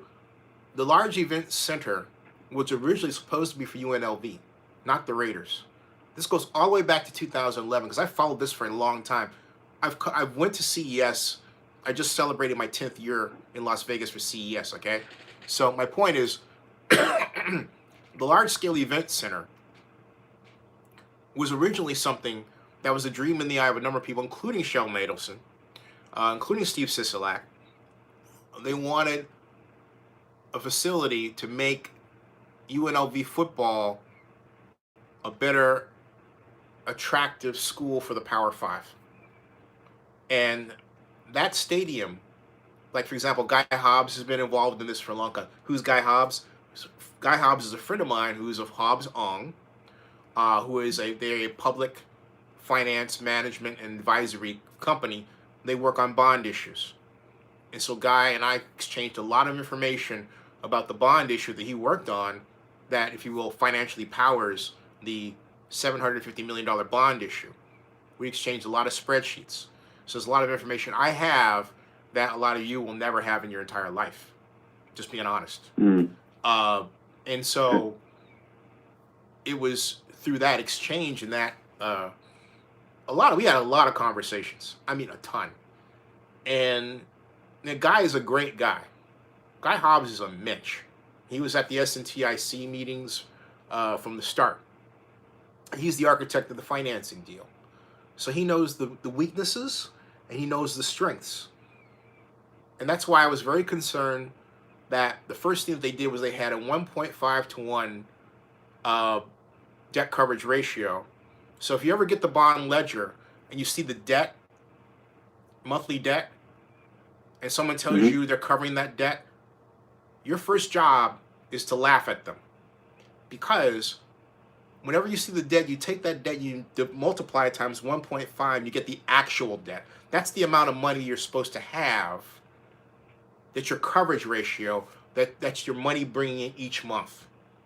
Folks, only 1 month in the entire series of data that has been produced to this date has the revenue from the stadium tax at 88 100ths of 1% covered that debt coverage ratio. And that was the first month in March when it topped 5 million. That was March of 2017.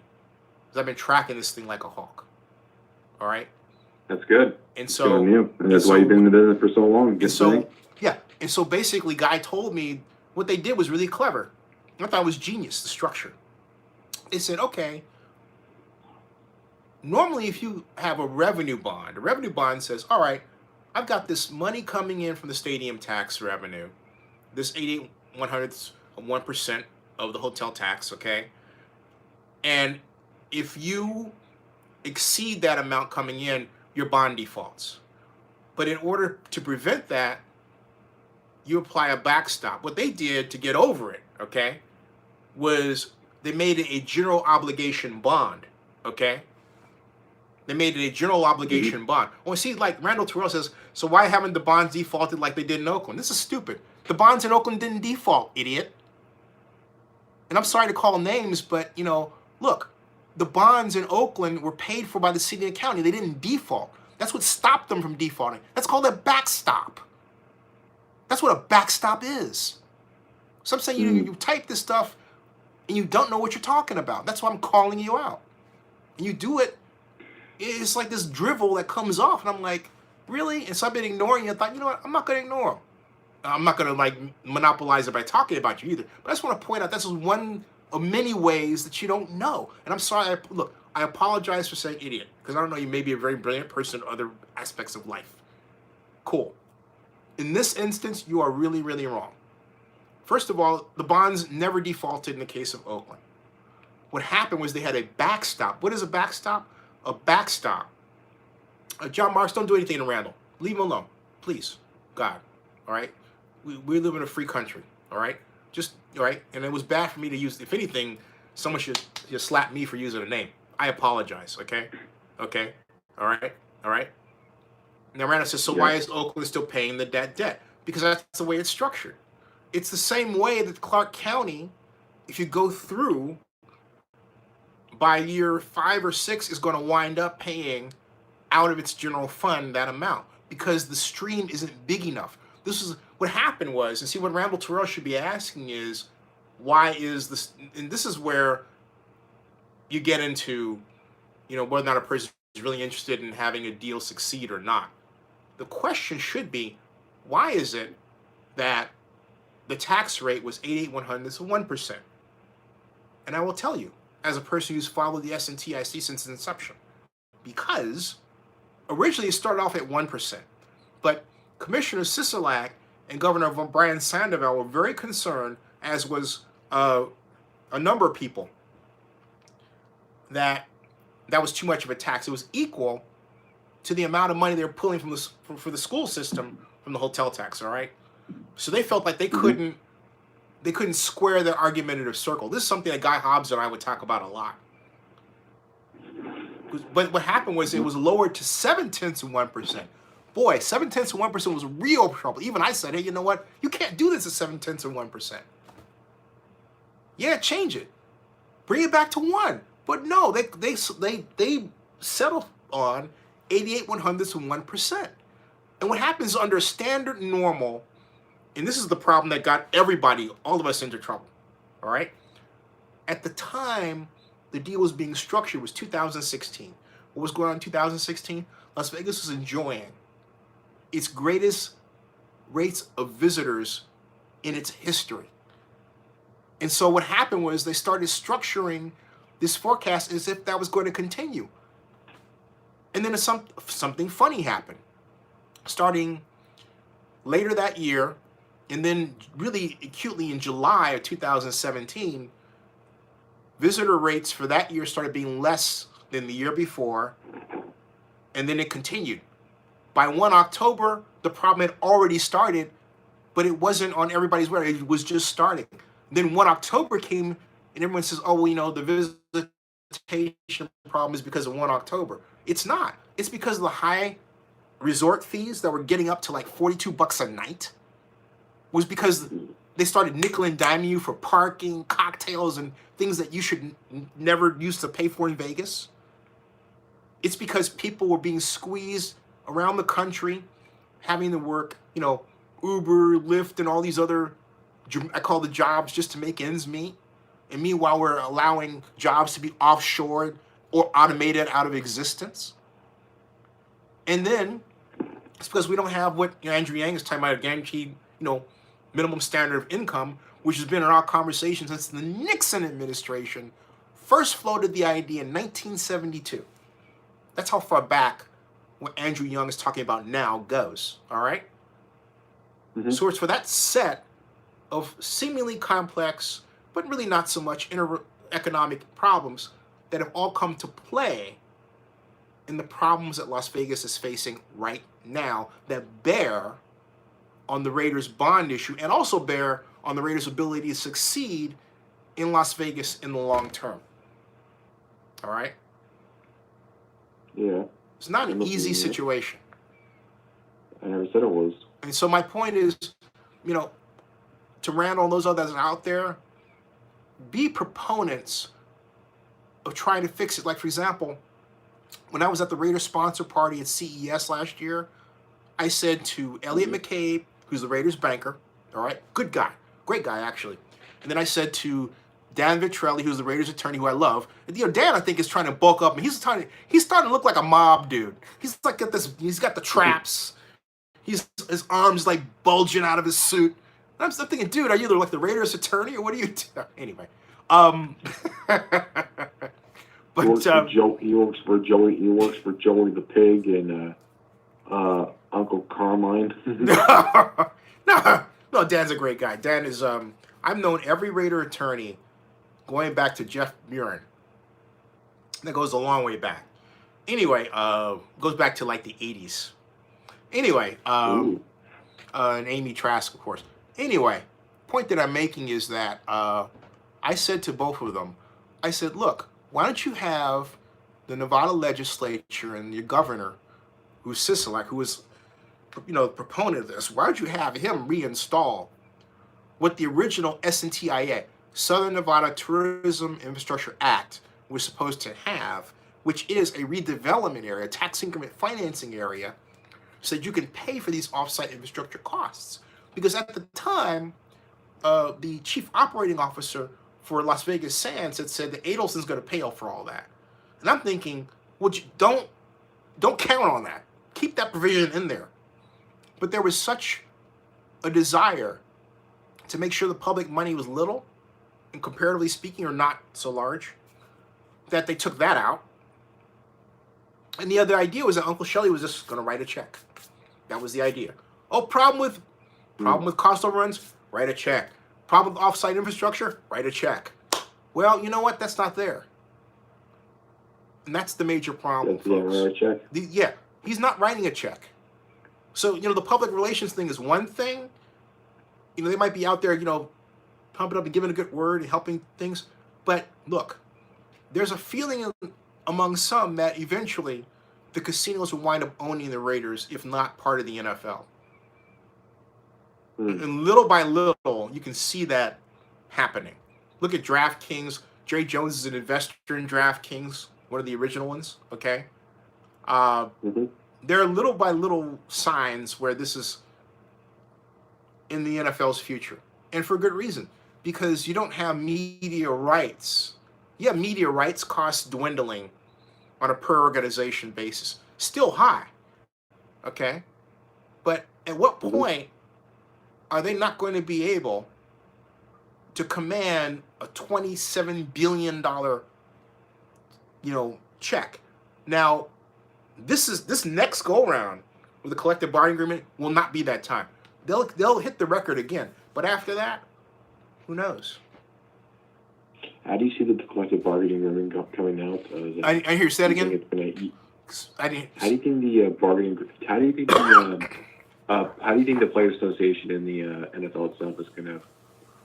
How they're going to? Do you think it's going to be bloody, or do you think it's going to be resolved quickly? Well, you don't hear any talk of a strike, so I don't see that happening. They are, and I think to my detriment, I said I was going to follow up on that better than I have, and I will follow up on that better than I have, which is piss poor on my part. I apologize, but I'm being honest. But that said, we also haven't heard any murmurings of a strike or a lockout. That's a good thing. There's a lot of money out there to be made.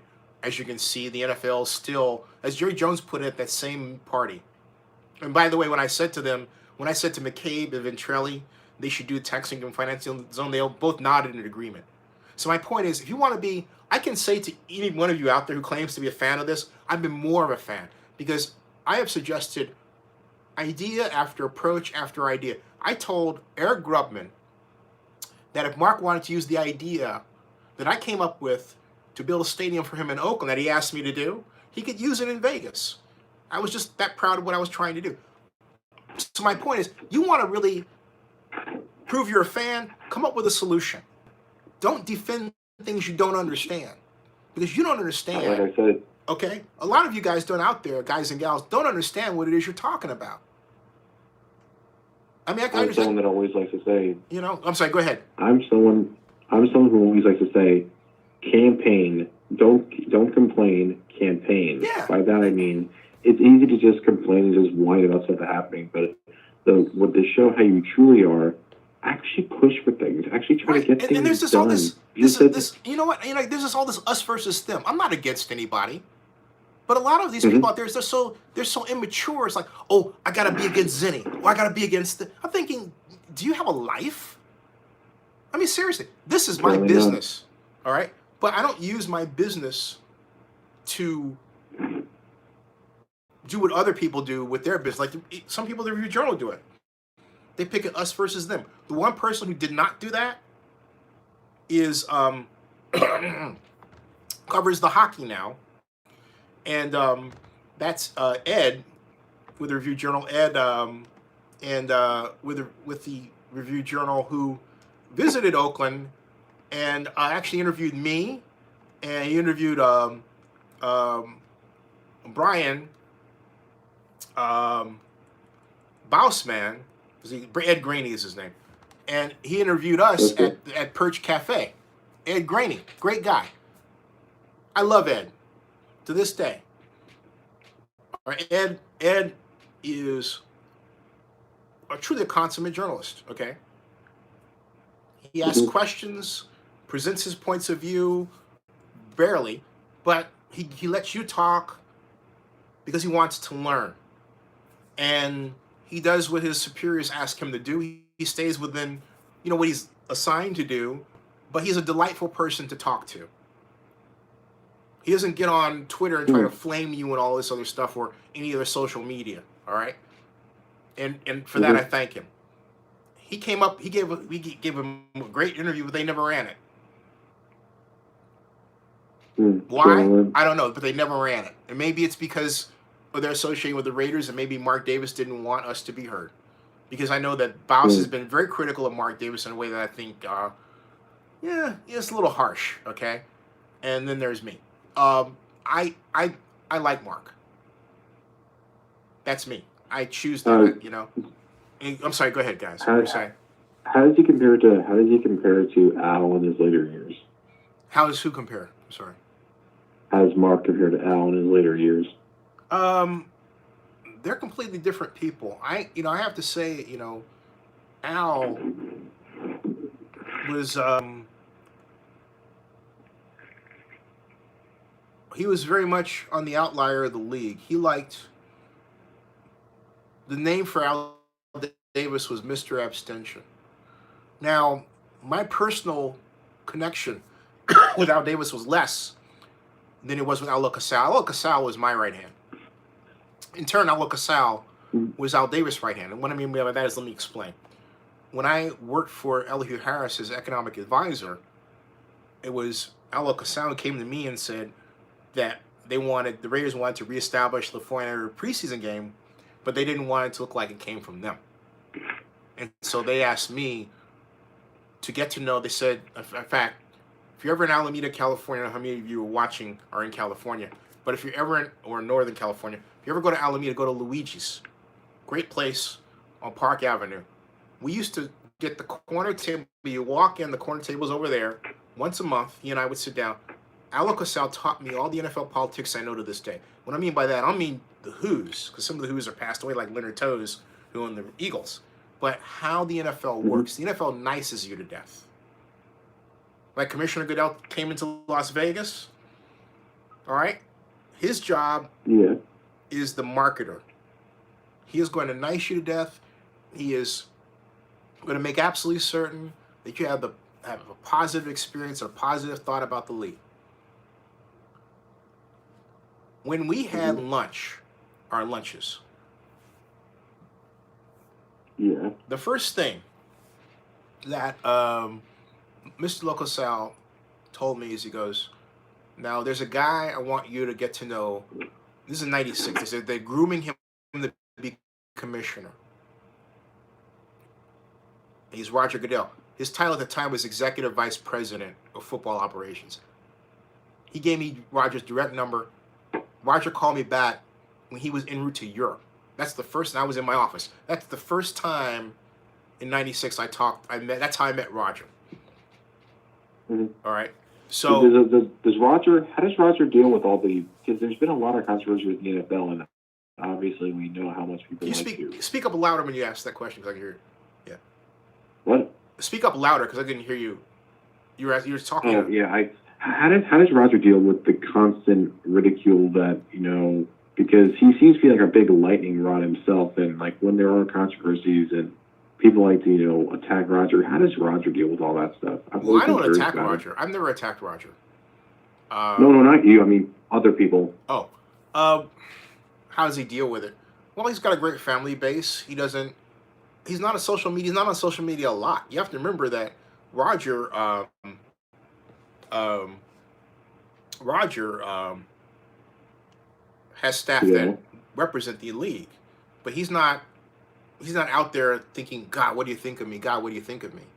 I think the security around the NFL has beefed up considerably in this environment for reasons I think that are quite logical and understandable to anybody. But and Roger has, by necessity, a tighter circle around him. Mm-hmm. But I haven't seen that he's different. I mean, he's the same Roger I've always known. I think in my personal case, he may wonder at times where I'm coming from with respect to the Raiders situation or my allegiance to the league. But my allegiance to the league has not waned. I have always viewed what the Raiders do as separate from the NFL, even though I know to a degree that's not quite accurate. You have to understand, Roger represents 32 team owners, and there are various factions.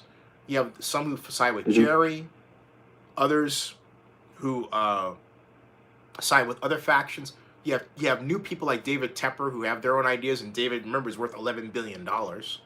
So, but the NFL is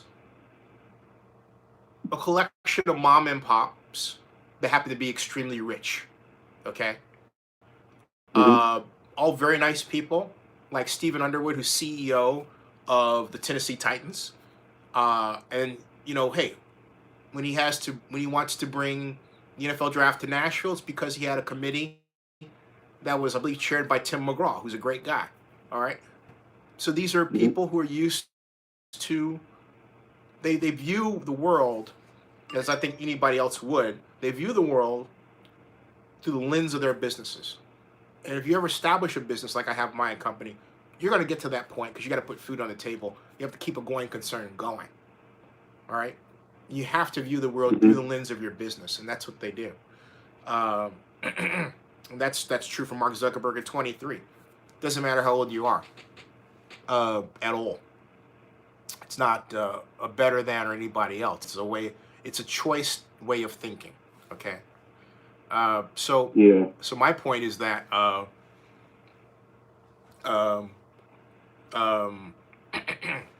my point is that, hey, I gotta do a chime in. Bay Area Boxing says, imagine being a Raider fan and watching both teams. Hey, Bay Area Boxing, I'm glad that I want to side with John Marks. I applaud your efforts as well. Bay Area needs to revive boxing. King's Gym, man. King's Gym. But getting back to what I was saying, the NFL is a collection of 32 mom and pops that have different factions. And Roger has a tightrope to walk in terms of making these owners happy. But I can tell you that Roger and the NFL staff was very upset that the city of Oakland did not give them the land. Essentially, the city of Oakland didn't treat the NFL like the city of Oakland is treating Major League Baseball and the A's. And that's because of the dysfunctional relationship that Mark Davis had with the current mayor of Oakland. And there was way too much on both sides, personal politics, all right? But at the end of the day, also, Mark was not completely honest with Libby about what he wanted, and he didn't respect her as the 50th mayor of Oakland. She told me, I've said this before, on a number of occasions, he doesn't return my phone calls. So, okay, so you have a mayor in that situation then that mayor's going to act accordingly. By contrast, she calls Dave Cavall the A. She has no such problems with Dave at all. All right. So a lot of this, unfortunately, it shouldn't be this way. It really shouldn't be this way, but a lot of this has collapsed because of personal politics on both sides. And do you think a lot of that has to do with our society right now? Specify. Like the way that our society is, like, us versus them, black versus white, all that stuff. Do you think a lot of the reasons why? Well, I don't think. Let me say, I don't think there's a black versus white, and the reason why I say that is because I think there are extreme factions that think that way, but those people are nutcases. Okay. Yeah. And that's not to say there isn't racism. There is, but there are places where there isn't racism, where you have friends I have who are white, who are blacker than I am, where you watch commercial after commercial after commercial, and you can see something over the past 2 years that I thought I'd never see, and that's interracial relationships. Black man, white woman, Asian female, black male, black female, white man, all around, okay? It's a beautiful thing. And finally, how the nation really is being reflected in the pop culture world of commercials. And I think that's a beautiful thing. But the extreme end, because of social media, everything is brought before you, and it looks bigger than it is. But I'm really happy to say that there are a lot of good people out there, but I think everybody is paranoid that somebody else is going to think that they're a bad person. I think that's the biggest problem. I have that to deal with that as well. And so my point is that you have people, I think, paranoid, afraid to say anything, over apologizing. I think the biggest thing is that, all right? You have other people who are afraid that somebody else is racist toward them. People like me are pointing out racism because there is institutional racism. I've dealt with it. And then but you have it on a deeper end. You've got people who are black who are fearful of other people who are black.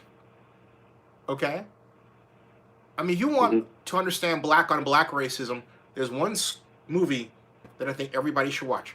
It's called School Days by Spike Lee, 1984. The Jigaboos and the Wannabes. So it's not. I've seen that movie. It's Joseph. Yeah, see, Joseph, what'd you think of it? Tell me, what'd you think of it? Well, I think, it doesn't surprise me because there's similar things that happen in certain Hispanic communities because, as you know, Hispanics, there's some that are very white. There's some that are more darker in nature. And the similar things happen in that community. And maybe that's a topic that's very familiar to a lot of minority communities. But you're right. There's a class distinction even amongst, well, according to this movie, right, even amongst black people themselves because of the skin color. Right. And it's skin color. It's some people like myself, they might think. I mean, it's all kinds of complexities today. Because if you speak King's English like yourself, they think a certain way about you as opposed to someone who speaks, from the streets. Mm-hmm. Yeah. So that exactly. I can go on and on. All that said, I think the best way around that is to communicate face to face. I think this medium helps, rather than the two-dimensional part of just writing text and all this, but talking. I think so too. Yeah, a great deal. But rounding back to our points about the NFL and everything, and Goodell, what we're talking about, I think it makes it harder for him to do his job, but that's the hard part. But the good part about it is NFL football does bring people together. Look at the stadium today in Kansas City.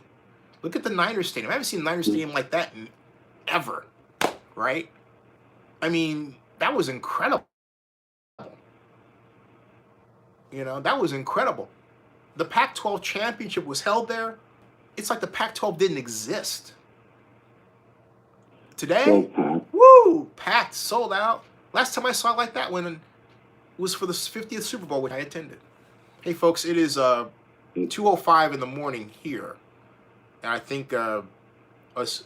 I don't know about you, Vinny, but I gotta. Yeah, me too. I'm exhausted, man. Yeah, we're all yeah. Yeah. I'm exhausted. John and Carly asked, That's so what do I the do A's think. own the Coliseum now, and do they still want to tear it down if they move out? The A's own the Coliseum, half of it, and the other. But here's the thing: they don't officially own it until 2021, 22. It's not. I mean, they're in the process of transition. Okay, so the way the deal is structured, excuse me, to answer your question, is that right now they own it with the city. The city has its half, the A's have its half. They're still talking about tearing it down. I happen to object to it. I think the Coliseum should remain as a national, on the national place of historic, National Register of Historic Places, because so many things have occurred at the stadium.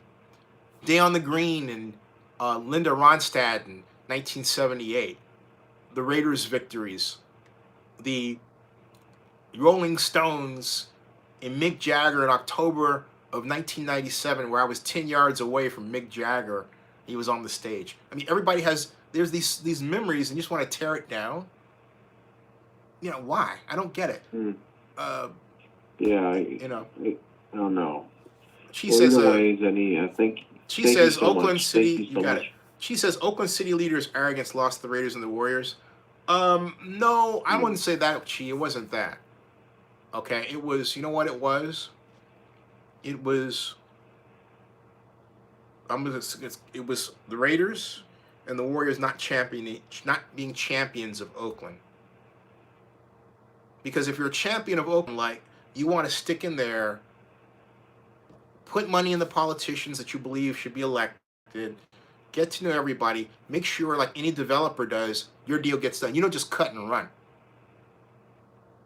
But in both cases, they cut and ran. It's not all Oakland elected officials' fault.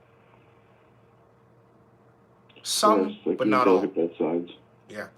But I know I keep saying this, but it's 2:05 again. Zane, thank you so much for you got it, man. And for Joseph, it was a pleasure speaking to you for the first time. Joseph, thanks. Yeah. Yeah, appreciate it. Thank you. Yeah, definitely. Thank you so much, guys, and I wish you the best of it. I wish you all good night, sleep, and good night. Hey, Chi, I won't leave you hanging out. All right, Vinny, take care. All right, I'll see you guys.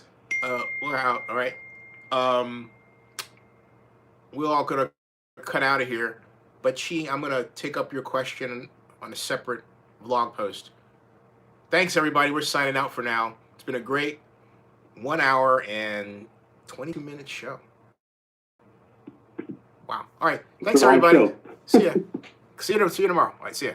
Good night. ML. See ya. Good night, everybody. Good night. Good night. I feel like Mr. Rogers. Good night. Good night. See ya. Hey, guys. Joseph and Vinny, you still there? Yeah, I'm still here. Joseph, you're still there? I think Vinny cut out. Okay. All right. Yeah, I'm still here. All right. We'll all sign out. See you guys. Thanks.